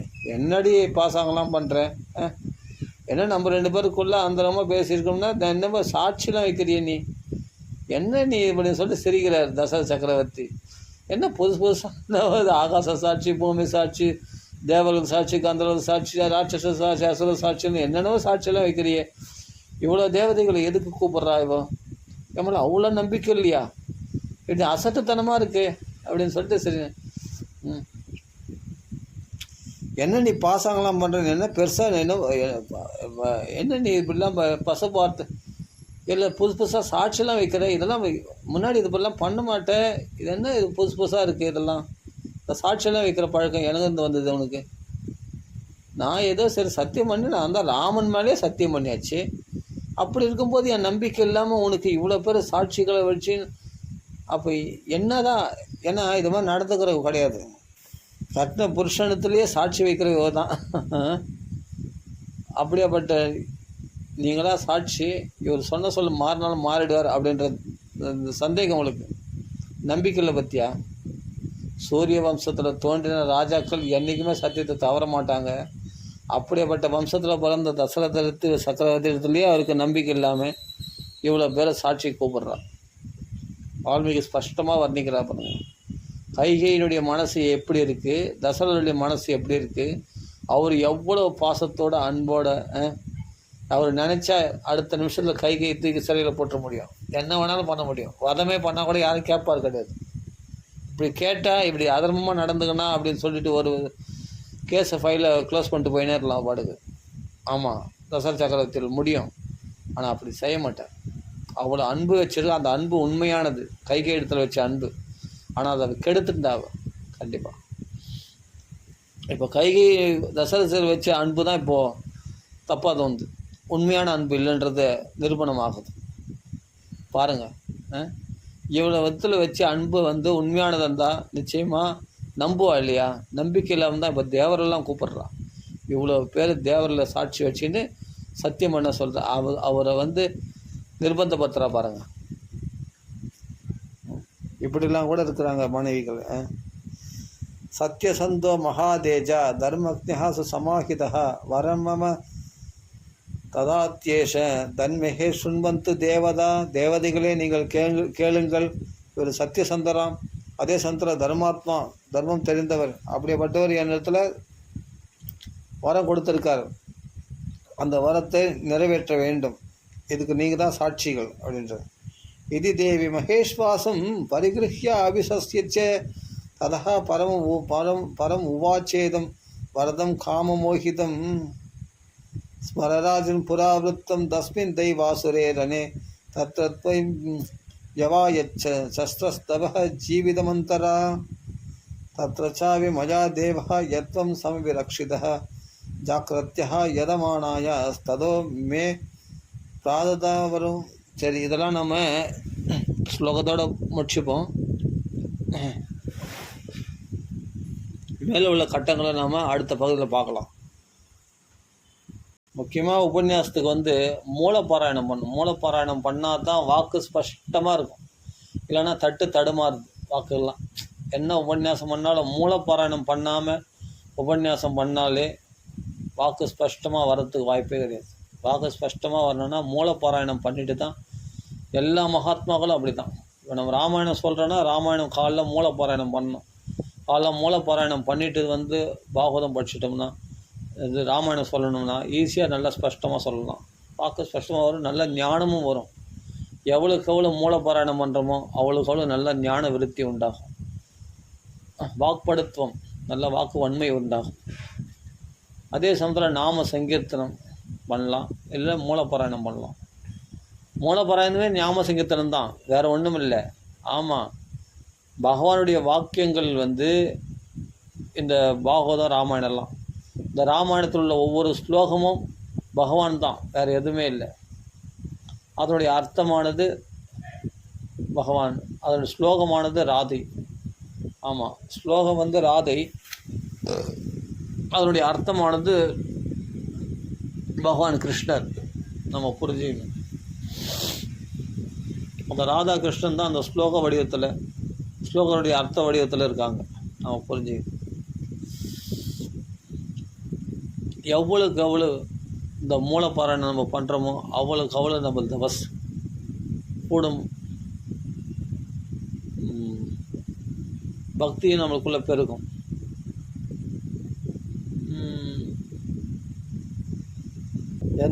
எந்த ராமனை பிரிஞ்சு நான் ஜீவிக்க விரும்ப மாட்டேனோ அப்படியாப்பட்ட ராமன் மேலே சத்தியம் அப்படின்னு சொன்னால் தசரத சக்கரவர்த்தியால் தான் அப்படி சொல்ல முடியும். ராமர் மேலே சத்தியம்னா கண்டிப்பாக சாதாரணமாகவே மீற மாட்டார். அவர் சாதாரணமாக சொல்லிட்டாலே அந்த வார்த்தையை மீற மாட்டார். அப்படிப்பட்ட விஸ்வாமித்திரத்தில் சொன்ன வார்த்தையை காப்பாற்றுறதுக்கு எவ்வளோ கஷ்டப்பட்டார். அடுத்த நிமிஷம் வசிஷ்டர் சொன்ன உடனே அந்த வார்த்தையை காப்பாற்றிட்டார். அப்படி இருக்கும்போது ராமர் மேலே சத்தியம்னா எப்படி மீறுவார்? அந்த பேராசை, அந்த பணத்து மேலே உள்ள பேராசை, அந்த பதவி மேலே உள்ள பேராசை, அந்த சொத்து மேலே உள்ள பேராசையானது பயத்தை உண்டாக்கி அது நிறைவேறுமோ நிறைவேறாதோ, எங்கே சொன்னதை செய்வாரோ செய்ய மாட்டாரோ அப்படின்னு பயத்தினால இவ்வளோ பேரை சாட்சி வைக்கிறான். அவ்வளோ பேராசை. அதனால் பிரியத்துக்கு உகந்த தசரத சக்கரவர்த்தியிடத்தில் உள்ள ஸ்நேகத்தை விட அந்த பதவியும் பணமும் பெருசாக போச்சு பத்தியா. அந்த ஸ்நேகமானது ஒரு பெண்ணிடத்தில் வச்சுற ஸ்நேகமானது நிலை இல்லாத போயிடுச்சு பத்தியா. அப்போ நம்பிக்கைக்குரியவர்களாக இருக்கக்கூடிய பெண்கள் அந்த நம்பிக்கை அப்போ எப்படி நம்புறது? இது மாதிரி பெண்களை எப்படி நம்புறது? இது மாதிரி கைகை மாதிரி பெண்களை எப்படி நம்புறது? எந்த சமயத்தில் எப்படி வேணாலும் மாறிடுவாங்க பத்தியா. பணத்துக்காக சொத்துக்காக எப்படிலாம் மாறிடுறாங்க பாருங்கள். கணவனையே அப்படி துச்சமாக தூக்கி எறிகிற அளவுக்கு நடுவில் ஒரு சாட்சி வைக்கிறான். கணவன் முக்கியமில்லைன்ற பாருங்க. கணவன் முக்கியமில்லை, என்ன வேணாலும் தண்டிச்சிடுங்க, அப்படி சத்தியத்தை மீறினா தண்டிச்சிடுங்க அப்படின்ற மாதிரி தான் சாட்சி வைக்கிறான். நீங்கள் தான் சாட்சி அப்படின்ற சொல்லாமா.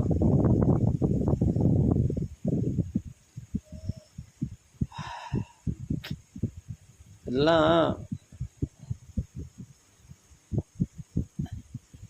அன்றைக்கி ஒரு கைகை தான் பார்க்குறோம். இன்றைக்கி அது மாதிரி நிறைய கைகைகள் இருக்காங்க. சரி, நம்ம தோஷத்தை சொல்லக்கூடாதுன்னு பார்த்தா இந்த மாதிரி கட்டங்கள் இடத்துல கூட சொல்லலாம். வேறு எப்போ தான் சொல்கிறது? அந்த தோஷம் சொல்லக்கூடாது தான். ஆனாலும் கலியுகத்தில் இது மாதிரி ஆட்கள் நிறைய பேர் இருக்காங்க. அதனால் ராம ராம ராம ராம ராம ராமன்னு சொல்கிறத தவிர வேறு வழி கிடையாது. யாரையும் நம்ப முடியாது. இந்த கலிகாலத்தில் யாரையும் நம்ப முடியல.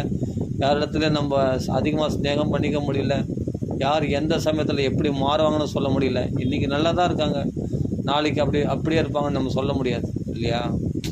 மனுஷத்தில் வைக்கிற ஸ்நேகம் இவ்வளோ தான். அப்படி தெரிஞ்சுக்கிறதுக்கு தான் இந்த கதைகள்லாம். எவ்வளோ கதைகள்லாம் பொய்யான கதைகள் புனைந்து என்னென்னவோ சொல்கிறாங்க. இது மாதிரி ராமாயணத்தை படிக்க மாட்டுறாங்க.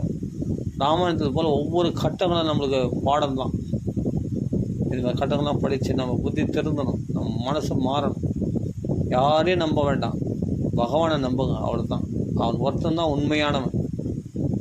அந்த பகவான் ராமச்சந்திரமூர்த்தி நம்பினா போதும், அவனுடைய நாமத்தை சொன்னால் போதும். அதுதான் நம்ம வாழ்க்கைக்கு வழி. அவ்வளோ பாசம் வச்சார் தசரத சக்கரவர்த்தி, அவ்வளோ அன்பு காட்டினார், அவ்வளோ பிரேமையை காட்டினார். அவன் மேலே அவ்வளோ நம்பிக்கை கொண்டு அந்த உயிரை கூட பாருங்கள், அதர்மத்தை செய்ய கூட துணிட்டு வரான். வதம் பண்ண தகாதவர்கள் நான் வதம் பண்ண உனக்காக அப்படின்னு சொல்கிறாருன்னா, அவர் அப்படி பேசுகிறார். பாவம் இல்லாமல் அப்படியேப்பட்ட ஒரு களங்கம் இல்லாமல் பேசுகிறாரு. இவனோடனா சாட்சி வச்சுன்னு பேசுகிறார். அவர் அவ்வளோ நம்பிக்கையாக பேசுகிறாரு, அவ்வளோ பிரேமையோடு பேசுகிறார், அவ்வளோ அன்பு காட்டுறாரு, அவ்வளோ சமாதானப்படுத்துக்காக அவ்வளோ இறங்கி வர வேண்டிய அவசியமே இல்லை. அப்படி இருக்கார். ஆனால் என்னென்னா காரியத்தில் கண்ணாக இருக்கா பாருங்கள். அவர் கள்ளங்கப்படம் இல்லை. அபாபகா பாப சங்கல்பகா, இந்த பாபத்தையே சங்கல்பம் பண்ணிட்டு பேசுகிறா. அவர் ஒரு பாவம் அறியாமல் கள்ளங்கப்படம் இல்லாமல் உண்மையான வெளிச்சத்தோட உண்மையான அன்போடு பேசுகிறார் கைகை இடத்துல. அப்படியேப்பட்டவரிடத்துல எப்படி நடந்துக்கணும் கைகை? ஆனால் அவருக்கு போய் துரோகம் நினைக்கலாமா? அவர் உயிரியே பறிக்க போது அவர் சொல்கிற வார்த்தையினால அப்படிப்பட்ட துரோகம் பண்ணலாமா? அப்படி நினைக்கலாமா? அப்படியேப்பட்ட மனசு புண்படுற மாதிரி பேசலாமா?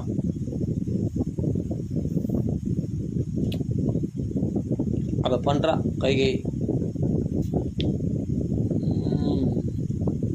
இதில் ராமாயணத்தில் பார்த்தா ஒவ்வொரு கேரக்டரும் முக்கியத்துவம் வாய்ந்த கேரக்டராக தான் இருக்குமே தவிர ஒரு சப்புன்னு போகிற ஒரு கேரக்டராக இருக்காது. பார்த்தா எல்லாமே முக்கியமான கேரக்டர். முக்கியமாக அவங்களிடத்துலேருந்து நம்ம ஒரு பெரிய பாடத்தை கற்றுக்கலாம். அப்படிப்பட்ட விஷயங்கள் வால்மீகி அவங்க மூலமாக நம்மளுக்கு எடுத்து சொல்லுவார். அதெல்லாம் நீங்கள் பார்க்கலாம். ராமாயணத்தில் அர்த்த புஷ்டி உள்ளதாக தான் இருக்குமே தவிர ஒவ்வொரு விஷயமும் அர்த்தமற்ற விஷயமாக ஒன்று கூட இருக்காது. பல ஒரு ராஜநீதிகள் சொல்லும்போது கூட சாதாரண மக்களும் கடைப்பிடிக்கிற மாதிரி தான் அந்த ராஜநீதிகள் இருக்குது. ஒவ்வொரு விஷயம் பார்த்தோம்னா நீங்கள் கௌசல்ய இடத்துல ராமச்சந்திரமூர்த்தி சொல்கிறார் ராஜநீதிகள். அந்த நீதிகள்லாம் கௌசல்யக்கு பதிவிரதா தர்மம் சொல்கிற மாதிரி சொல்கிறார். ஆனால் பக்தி விஷயமாகவே இருக்குது. பார்த்தா அப்படி இருக்குது. அந்த கட்டத்தெல்லாம் படித்து பார்த்தா லக்ஷ்மணத்தில் அப்படி உபதேசம் பண்ணுறார், அருமையாக இருக்கும். சீதை இடத்துல உபதேசம் பண்ணுறார், ஒரு பக்த லட்சணம், பக்தன் எப்படி இருக்கணுன்றதெல்லாம் சீதை சொல்கிறா, ராமரும் சொல்கிறாரு. ஒரு பகவான் ஒரு பக்தனிடத்தில் எவ்வளோ சௌகரியமாக எப்படி இருக்கணுன்றது விரும்புகிறத அந்த ராமனுடைய வாக்கியத்தினால நம்மளுக்கு வெளிப்படுது. நம்மளை அப்படி வச்சுக்கணுன்னு தான் பகவான் ஆசைப்படுறார். சீதையை பார்த்து சொல்கிறார், நீ அங்கே சௌகரியமாக இருக்க மாட்டேன், இங்கே அயோத்தியில் சௌகரியமாக சுகமாக இருக்கலாம் நீ அப்படின்னு ராமரை விரும்புகிறார். இது சீதைக்கு மட்டும் கிடையாது, ஒவ்வொரு பக்தர்களும் இப்படி தான் சௌகரியமாக இருக்கணும் அப்படின்னு ஆசைப்படுறார். ஆனால் எல்லா துன்பத்துலேயும் ராமனுடைய கைங்கரியத்துக்காக எந்த துன்பத்தையும் ஏற்றுக்க நாங்கள் தயாராக இருக்கிறோம் அப்படின்னு பக்தர்கள் எப்படி இருப்பாங்கன்னா, ராமர் கொடுக்குற சௌகரியத்தில் சந்தோஷப்பட்டு இருக்க மாட்டாங்க. தன் கடுமையான தபஸை மேற்கொள்வதற்காக ராமர் பின்னாடி ஓடி வருவாங்க. அவங்களுக்கு இந்த சௌகரியம்லாம் முக்கியம் இல்லை. இப்போது கோடி கோடியாக பணத்தை சேர்த்துட்டா நம்ம பெருசாக நினைக்கிறோம். எதனால் நம்மளுக்கு இப்போது சில பேர்லாம் சொல்கிறாங்க, ஏதோ படத்தில் நடிச்சா ஏதோ 100 கோடி சம்பாதிக்கிறாங்க, 150 கோடி சம்பாதிக்கிறாங்கன்னு தான் சொல்கிறாங்க. நம்மளுக்கு பார்க்குறவங்களுக்கு என்னென்னா பெருசாக தோணும் அதெல்லாம். ஆனால் பகவானை ஒருத்தன் பெருசாக மதிச்சிட்டான்னு சொன்னால் இதெல்லாம் மதிக்கவே மாட்டாங்க. லோஷ்டவத் ஸ்மிருதம், அதெல்லாம் மண்ணாங்கட்டிக்கு சம்மன்னு நினைப்பாங்க. அது எப்படி நினைக்க தோணும், எப்படி அது பெருசாக நினைக்க தோணும் அப்படின்னா, ஒரு நிமிஷம் யோசித்து பாருங்கள். அவ்வளோ லேஸில் அந்த ஆசையை, பணத்தாசையை விட்டுற முடியுமா அப்படின்னா விட முடியாத விஷயந்தான். ஆனால் ஈஸியாக விட்டுடலாம். விட முடியாது. துரத்தியைனா கடக்க முடியாத விஷயந்தான். ஆனால் தரந்திதே கடந்துடுறாங்களாம். அதை அப்போ கடக்கிறதுனா என்ன, ஒரு பணத்தாசையை விட்டுட்டேன்னு சொன்னால் நீ கடந்துட்டேன்னு அர்த்தம். என்னது, பகவானுடைய மாயை கடந்துட்டேன்னு அர்த்தம். பணத்தாசையை விட்டுட்டே நீ ஒரு பெண்ணாசையை விட்டுட்டுன்னு சொன்னால் நீ பகவானுடைய மாயை ஜெயிச்சுட்டுன்னு அர்த்தம். ஆமாம், அந்தந்த ஒவ்வொரு விஷயத்தையும் நீ கடக்கிற, ஒவ்வொரு விஷயத்தையும் நீ கடந்து வர வாழ்க்கையில் உன்னதமான நீ பக்குவம் அடைஞ்சிட்டுன்னு அர்த்தம். அதுதான் கடக்கிறது. விடுதலை அடையிறதுன்னா என்னன்னா, பிரச்சனை இருந்த விடுதலை என்ன, ஒவ்வொருடைய கெட்ட குணத்திலேருந்து நீ விடுவிக்கப்படுற பற்றியா, காமத்தை ஜெயிக்கிறப்ப, கோபத்தை ஜெயிக்கிறப்ப, அதெல்லாம் நீ விடுவிக்கப்பட்டது தான். அதெல்லாம் பாப எண்ணங்கள். அதனால தான் பகவான் சொல்கிற, அகம்தா சர்வ பாபேப்பிய மோக்ஷயிஷ்யாமி மாசுச்சா. அந்த பாப விளைவுகள், அந்த எண்ணங்கள்லேருந்து உன்னை நான் விடுவிக்கிறேன். எதனால் முடியும்னா பகவானால் முடியும். ஆனால் நீயா விடுவிக்கணும்னு நினச்சா விடுவிக்க முடியாது. ஆனால் அந்த 10 லட்ச ரூபா இல்லை, கோடியாக இல்லை, 100 கோடி 200 கோடினா கூட அந்த பணத்து மேலே பட்டுதல் இல்லாமல், ஏன்னா அத்தனை வேஸ்ட்டு, ஜடமான ஒரு வஸ்து தானே அது.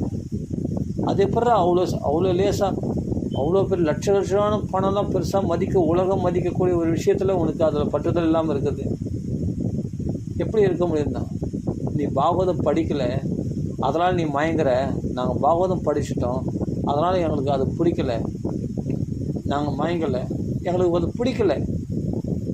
அவ்வளோ சொத்து சுகம்னா என்னத்தை, சொத்து சுகத்தை வச்சு நீ என்ன நீ சந்தோஷத்தை அனுபவிச்சு போகிற? க்ஷணபங்குர் ஆயுஷா, ஒரு நிமிஷத்தில் எல்லாத்தையும் விட்டு போக போகிறேன். அப்புறமா இவ்வளோ இத்தனை கோடின்னு எடுத்துன்னு போக போகிறதில்ல. அப்புறம் எதுக்கு அதுக்கு ஆசைப்பட்றேன்? உங்களுக்கு தான் அது பெருசு, எங்களுக்கு அது ஒன்றுமே கிடையாது. பகவானை மதிச்சிட்டவங்களுக்கு, பகவானை மதித்தவங்களுக்கு அது ஒரு பெரிய விஷயமே கிடையாது. பிரியவரத மகாராஜா சொல்கிறார், பகவான் எந்த சகுர்தாத் அதீத, ஒரே தடவை கிருஷ்ணனுடைய நாமத்தை காதில் கேட்டான்னா, அடடா இத்தனை நாள் கிருஷ்ணனை பிரிஞ்சு இருந்துட்டோமே, கிருஷ்ணனுடைய கதைகளில் நம்ம ரமிச்சு இருந்தோமே, அதை விட்டுட்டு இழந்துட்டு நீ நம்ம தபசு இழந்து நம்ம இப்படி ஸ்பஷ்டமாக பகவானுடைய குணங்களை பற்றி பேசுறதை விட்டுட்டு இப்படி நம்ம அல்லல் படுறோமே, அவஸ்தைப்படுறோமே அப்படி நினச்சிட்டான்னா அடுத்த க்ஷணத்தில் ஒரே ஓட்டம் ஓடுவோம் கிருஷ்ண கதைக்கு. அவருக்கு அந்த பிரியவர்தன் ஒரு கோயிலிருந்து வெளியே வந்த மாதிரி அந்த இல்லற சௌக்கியத்துலேருந்து வெளியே வந்து கிருஷ்ணனுடைய நாமங்களை சொல்லி பகவானத்தில் தபஸ் பண்ணி பிரியவர்தன் தன் புத்திரனாகி ஆதித்யனுக்கு பட்டம் கட்டிட்டு அவர் பாட்டுக்கு கிளம்பிட்டார் பகவானை நோக்கி. அப்படின்னா அப்படிலாம் ராஜரிஷிகள் வாழ்ந்திருக்காங்க நம்ம இந்த பாரத தேசத்தில் சொன்னால். அந்த பக்தி நமக்கு ஏன் வரல? பாகவதம் படிக்கிற வரைக்கும் தாங்க எல்லாம். பாகவதத்தை படிக்கிறவங்களாம் கூட இப்போ பார்த்தா பணத்தாசை உள்ளவங்க தான் இருக்காங்க. அத்தியாவசிய தேவை எல்லாருக்கும் தேவை தான். அது கூட நீ ரொம்ப பிரயத்தனம் பண்ண வேண்டாம், தன்னாலே உன்னை தேடி வரும் அத்தியாவசிய தேவை. அத்தியாவசிய தேவைக்காக எங்கேயோ இருக்கிற ஒரு 2 தேரை, அதாவது ஒரு பாறைக்குள்ளே இருக்கிற தேரைக்கு கூட பகவான் ஒரு ஹவுஸ் ஜலம் கொடுத்துருக்கான். எங்கேயோ ஒரு இருக்கிற எறும்பு கூட அதுக்கு தேவையான சர்க்கரையோ அதுக்கு தேவையான உணவு கிடச்சிடுது. அப்படி நவுந்தா கிடச்சிடுது, அவ்வளோதான். சிம்பிளாக கடினமாக கஷ்டப்படுறதே கிடையாது. மனுஷன் மட்டும்தான் கடினமாக உழைக்கிறான். மற்ற ஜீவராசிகள்லாம் எதுவுமே அந்தளவுக்கு கடினமாலாம் உழைக்கலை. சாதாரணமாக இருந்தாவே அது தேவையானதெல்லாம் கிடைச்சிது. சும்மா அப்படி போகுது, கிடைச்சது சாப்பிட்றது, நிம்மதியாக இருக்குது. நல்லா நம்மளோட ஃப்ரெஷ்ஷாக, நாளைக்கு பற்றி கவலை இல்லை, சொந்த பந்தங்களை பற்றி கவலை இல்லை, பலவிதமான சங்கல்பங்கள் கிடையாது, பலவிதமான மனக்கோட்டைகள் கட்டுறது கிடையாது. ஆமாம், அது நம்ம மனுஷன் நம்ம தான் பெருசாக வீடு கட்டின்னு இருக்கலாம். ஏங்க குலவி கூடு கட்டலை, காக்கா கூடு கட்டலை, அது கூட தான் வீடுங்க, அது கூட தான் அதுங்க கூட வீடுங்க கட்டின்னு வாழுது. அதுக்கு தேவையான பாதுகாப்புக்கு தான் அதுங்களும் தேடிக்குது. அப்போ அதுங்களும் கூடு கட்டின்னு வாழுது. அதுவும் ஒரு குகையை, அது ஒரு புத்தை ஏற்படுத்தின்னு, ஒரு எறும்பு கூட, ஒரு குலவி கூட, ஒரு கரையான் கூட தன் புத்தை ஏற்படுத்தின்னு அதில் பாதுகாப்பாக வாழுது. ஒரு பாம்பு கூட ஒரு புத்து கட்டின்னு அது கூட ஒரு தன் வீடு கட்டின்னு வாழுது. மனுஷன் மட்டும்தான் கட்டுறான்னு கிடையாது, அது கூட தான் வீடு கட்டின்னு வாழுது. அப்போ என்ன நீ பெருசாக வாழ்ந்துட்டேன்? எல்லாம் மிருக வாழ்க்கை தானே வாழணும். அதுவும் சாப்பிட்றது நாமளும் சாப்பிட்றோம், அதுவும் தூங்குறது நாமளும் தூங்குறோம், அதுவும் தன் பாதுகாப்பை தேடிக்குது, அதுவும் தான் கூடு கட்டின்னு வாழுது. எலிகு தான் வலையை தோண்டிக்குது, பூமிக்குள்ளே அது தன் பாதுகாப்பை தேடி அது வாழுது. எல்லாமே அதாவது வீடு கட்டின்னு தான் வாழுது. மனுஷன் மட்டும்தான் வீடு கட்டின்னு வாழறான்னு பெருசாக நினைக்க வேண்டாம். அதனால் பகவான் எல்லாத்துக்கும் தேவையானதெல்லாம் ஃபுல்ஃபில் பண்ணியிருக்கான், எல்லாத்தையும் கொடுத்துருக்கான். ஆனால் நம்ம என்னன்னா மனுஷன்தான் ரொம்ப பிரயாசம் அதிகமாக படுறதுக்கு காரணம் யாருன்னா மனுஷன்தான். ஆமாம், மற்ற ஜீவராசிகள்லாம் இயற்கை வஸ்துவை வச்சுட்டே வாழ்ந்து ஆனந்தமாக காலத்தை கழிக்குது. பகவான் கொடுத்தது வச்சுன்னு நாளைக்குன்னு எதுவும் சேர்த்து வைக்கிறதே கிடையாது. அது கடினமாக போரடித்து அந்த வயலில் உழுது கஷ்டப்பட வேண்டிய அவசியம்லாம் கிடையாது. கிடைச்சா சாப்பிடும், இல்லைன்னா பட்டினியாக கிடக்கும், அவ்வளோதான். ஆனால் ஜாலியாக இருக்கும், சந்தோஷமாக இருக்கும், ஒரு நோய் நொடி கிடையாது. அதெல்லாம் பறவைகள்லாம் பிபி வந்துச்சு, சுகர் வந்துச்சு, டயபெட்டிஸ் வந்துச்சு, ஃபைல்ஸ் வந்துச்சு அப்படிலாம் எந்த ப்ராப்ளத்துக்கும் அது எந்த ஹாஸ்பிட்டலில் தேடி ஓடுறதில்லை, புரிஞ்சுங்களா? ஏன்னா நாளைக்கு பற்றி கவலை இல்லை, அதனால் அது நிம்மதியாக இருக்குது. மனுஷன் மட்டும்தான் எல்லாத்துக்கும் கவலைப்படுவான், சின்ன சின்ன விஷயத்துக்கெல்லாம். அதனால் மற்ற ஜீவராசிகளோட மனுஷன் தான் ரொம்ப வீக்னஸ் சொல்லப்போனால். ஆனால் மனுஷ பிரிவு தான் ரொம்ப வசத்தின்றது. அத்ருவம் அர்த்ததம், இதுதான் பிரயோஜனம் உள்ளதான் மனுஷ பிரிவு தான். அதே சமயத்தில் நிலையற்றதான். அது அர்த்தமுள்ளதாக ஆக்கிக்கிறது நம்ம கையில் தான் இருக்குது. கிருஷ்ண பக்தியில் நாம் ஸ்பெண்ட் பண்ணும்போது தான் அது அர்த்தமுள்ளதாக ஆக்கி கொள்ள முடியும் நிச்சயமாக. அதனால் ஒன்றுமே புரியுதோ புரியலையோ, ராமாயணமோ பாகவதமோ நம்ம பாராயணம் பண்ணிகிட்டே இருந்தாலும் போதுமானது. மற்றதெல்லாம் பகவான் புரிய வைப்பான். எல்லாமே பகவானுடைய. நம்ம நினச்சி என்னடா இது நம்மளுக்கு புரியலையே, மண்டையை போட்டு குழப்பிக்கிறோமே, மண்டையை உடைச்சிக்கிறோமே, ஒன்றுமே புரிய மாட்டேங்குதே, அதை பற்றி கவலையே படாதீங்க. ஆஞ்சநேய சுவாமி கூட துணையாக இருப்பார், ராமர் துணையாக இருப்பார். நீங்கள் என்னன்னா ஒரு அடி எடுத்து வச்சா பகவான் 10 அடி எடுத்து வைக்கிறான் நம்ம முன்னாடி. அப்போ நம்மளுக்கு என்ன கவலை? நம்மளுக்கு யாரையும் அண்டி இருக்காது, யாரையும் நம்ம இவங்களால் இதெல்லாம் நடக்கும் அப்படின்னு எதிர்பார்ப்பும் இருக்கக்கூடாது. எதிர்பார்ப்புகளை விட்டுருங்க. நான் எப்படி நினச்சினே, ஆக்சுவலி இப்படி நடக்கும்னு நினச்சி கூட பார்க்கல, நான் பெருசாக நினச்சேன், இவ்வளோ தானா, சே ஏமாற்றம் ஆயிடுச்சு. அப்போ ஏமாற்றம் அடையும் போது ரொம்ப வெக்ஸ் ஆகிடுவீங்க. அந்த ஃபீலிங், அந்த கஷ்டம் தேவைதானா? தேவையில்லை. நீங்கள் பிரச்சனையை தீர்த்துட்ட பிறகு நான் பகவான்களை வரேன்னா பிரச்சனை தீர்த்த படம் இருக்காது. ஒன்று போனால் இன்னொன்று வரும், இன்னொரு பிரச்சனை ரெடியாக இருக்கும். உங்களுக்கு தெரியாது இந்த பிரச்சனை. தயவுசெய்து இந்த பிரச்சனையிலே இருக்கிறதே எவ்வளோ மேல் நினைங்க. இதை விட பெருசாக பிரச்சனை வரத்து காத்துன்னு இருக்குது. அது வராமல் இருந்தால் இந்த பிரச்சனையில் விடுவிக்கணும்னு நினைக்காதுங்க. விடுபட்ட அடுத்த பிரச்சனை ரெடியாக இருக்குது காத்து. அதனால் இந்த பிரச்சனை விடுபடாமல் இருக்கிறதே நல்லது. இந்த பிரச்சனையாவது தொடர்ந்து இருந்தால் இது எவ்வளோ சமாளிக்க முடியும். இது என்ன கொஞ்சம் பழக்கப்பட்ட பிரச்சனையாக இருக்குது. அப்புறமா அந்த பிரச்சனை முடிஞ்சிடுச்சுன்னா அடுத்த பிரச்சனை நம்மளுக்கு வரத்துக்கு வேறு ஒரு வினையானது என்ன பண்ணோம், இன்னொரு பிரச்சனையை கொண்டு வந்து விட்டுட்டோம். அப்போ அந்த பிரச்சனையை சமாளிக்கிறதுக்காக மறுபடியும் போராடிட்டு இருப்போம். அப்போ அப்போ எப்போ தான் பகவத் விஷயத்துக்கு நம்ம வர்றது? ஒன்று போனால் ஒன்று வந்துன்னு தான் இருக்கும். கஷ்டங்கள், எல்லா கஷ்டங்கள்லையும் நம்ம பூர்ணமாக விடுதலை அடைஞ்சிடுறது கிடையவே கிடையாது. அப்படி நீ அவசரப்படுறன்னு சொன்னால் மோட்சம்தான் ஒரே வழி, கிருஷ்ணனை அடையிறது தான். அதுக்கு நீ அவசரப்படலை. மோட்சம்னா என்ன, செத்துருவோம், செத்துற பிறகு நம்ம போகிறது தான் மோட்சம்னு அப்படி கிடையாது. இந்த உடலோடு இருக்கும்போதே சுகாச்சாரியார் முக்தாத்மாவாக தான் இருந்தார், நாரதர் முக்தாத்மாவாக தான் இருந்தார். உடலோடு அவங்க சஞ்சாரம் பண்ண முடியாது, அதே சமயத்தில் முக்தாத்மாவும் வாழ முடியும். சனகாதி முனிவரெல்லாம் முக்தாத்மாக்களாக தான் சஞ்சாரம் பண்ணாங்க. அவங்களாம் சதா வைகுண்ட நிலையாக வைகுண்ட வாசிகளாக தான் இருப்பாங்க. ஆனால் பூமியில் பார்த்தா சாதாரண மனுஷன் 5 வயசு குழந்தைகள் போல் பஞ்சஹாயன அற்பவாக, அற்பபானா அற்பமாக சின்ன குழந்தைகள் போல் 5 வயசு குழந்தைகள் போல் சஞ்சரித்து கொண்டு இருந்தார்கள். அவங்களும் முக்தாத்மாக்கள் தான். அது மாதிரி மனுஷ ஜென்மாவில் இருந்து கொண்டே, உடல் இருந்து கொண்டே நம்ம முக்தாத்மா வாழ முடியும். அதுக்கான வழி தான் இந்த பாகவதெல்லாம் சொல்லிக் கொடுக்குறது, பகவத்கீதைலாம் சொல்லிக் கொடுக்குறது, ராமாயணம் சொல்லிக் கொடுக்குறது. அதனால் பாராயணம் பண்ணுவோம். நல்லா பாராயணம் பண்ண நல்லா பழகிட்டோம்னாவே நமக்கு எல்லாமே பகவான் புரிய வைப்போம். சான்ஸ்கிரிட் புரியலைன்னா தமிழில் பாராயணம் பண்ணுங்கள். தமிழில் உள்ள கதைகள் இருக்கே, புஸ்தகம் விற்கிறது, ராமாயண புஸ்தகம், அழகாக பாராயணம் பண்ணுங்கள். பாராயணம் பண்ணி நல்லா கேதர் பண்ணிங்க, நல்லா கதைகளை தெரிஞ்சு வச்சிங்க. எவ்வளோ பாயிண்ட்ஸ் இருக்குது. இப்போ நம்ம சொல்கிறோம், கைகை அம்மாத்தில் மோகம் கொண்டு தசரத சக்கரவர்த்தி எப்படி பேசுகிறாரு பாருங்கள். ஆனால் கைகையுடைய மனப்பான்மை எப்படி இருக்குது பாருங்கள். இதெல்லாம் ராமாயணத்தில் தான் நம்ம தெரிஞ்சுருக்கணும்.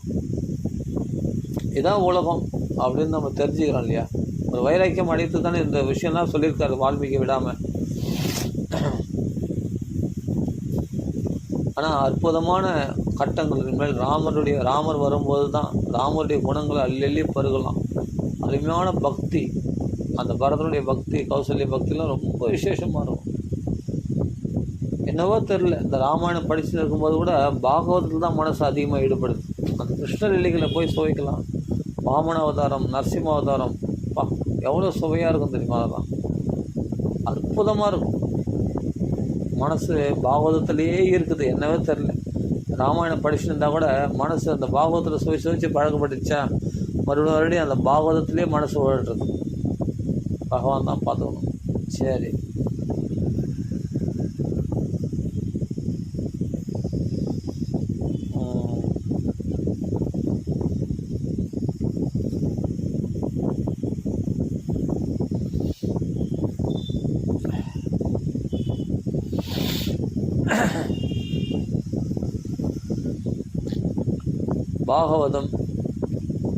பாகவதத்தில் ஸ்துதிகள் தான் பிரதானமாக இருக்கிறது, கதைகள் பிரதானமாக இருக்கிறது.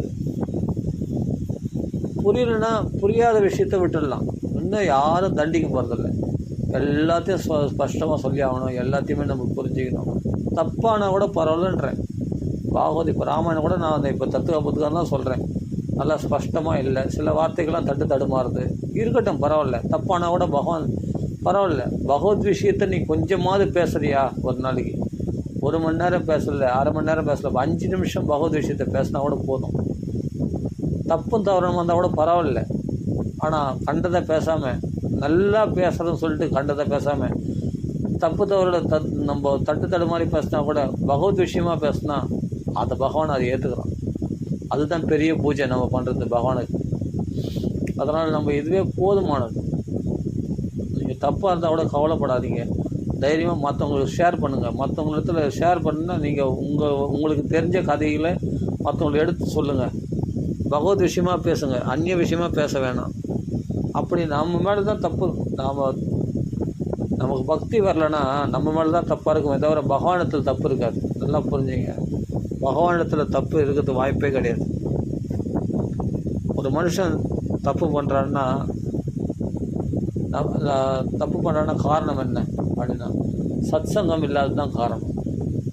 சத்சங்கம் இருந்துச்சுன்னா இவனுக்கு எந்த ஒரு கவலையும் இல்லை. ஆட்டோமேட்டிக்காக எல்லாமே பகவான் விளங்க வைப்பான்.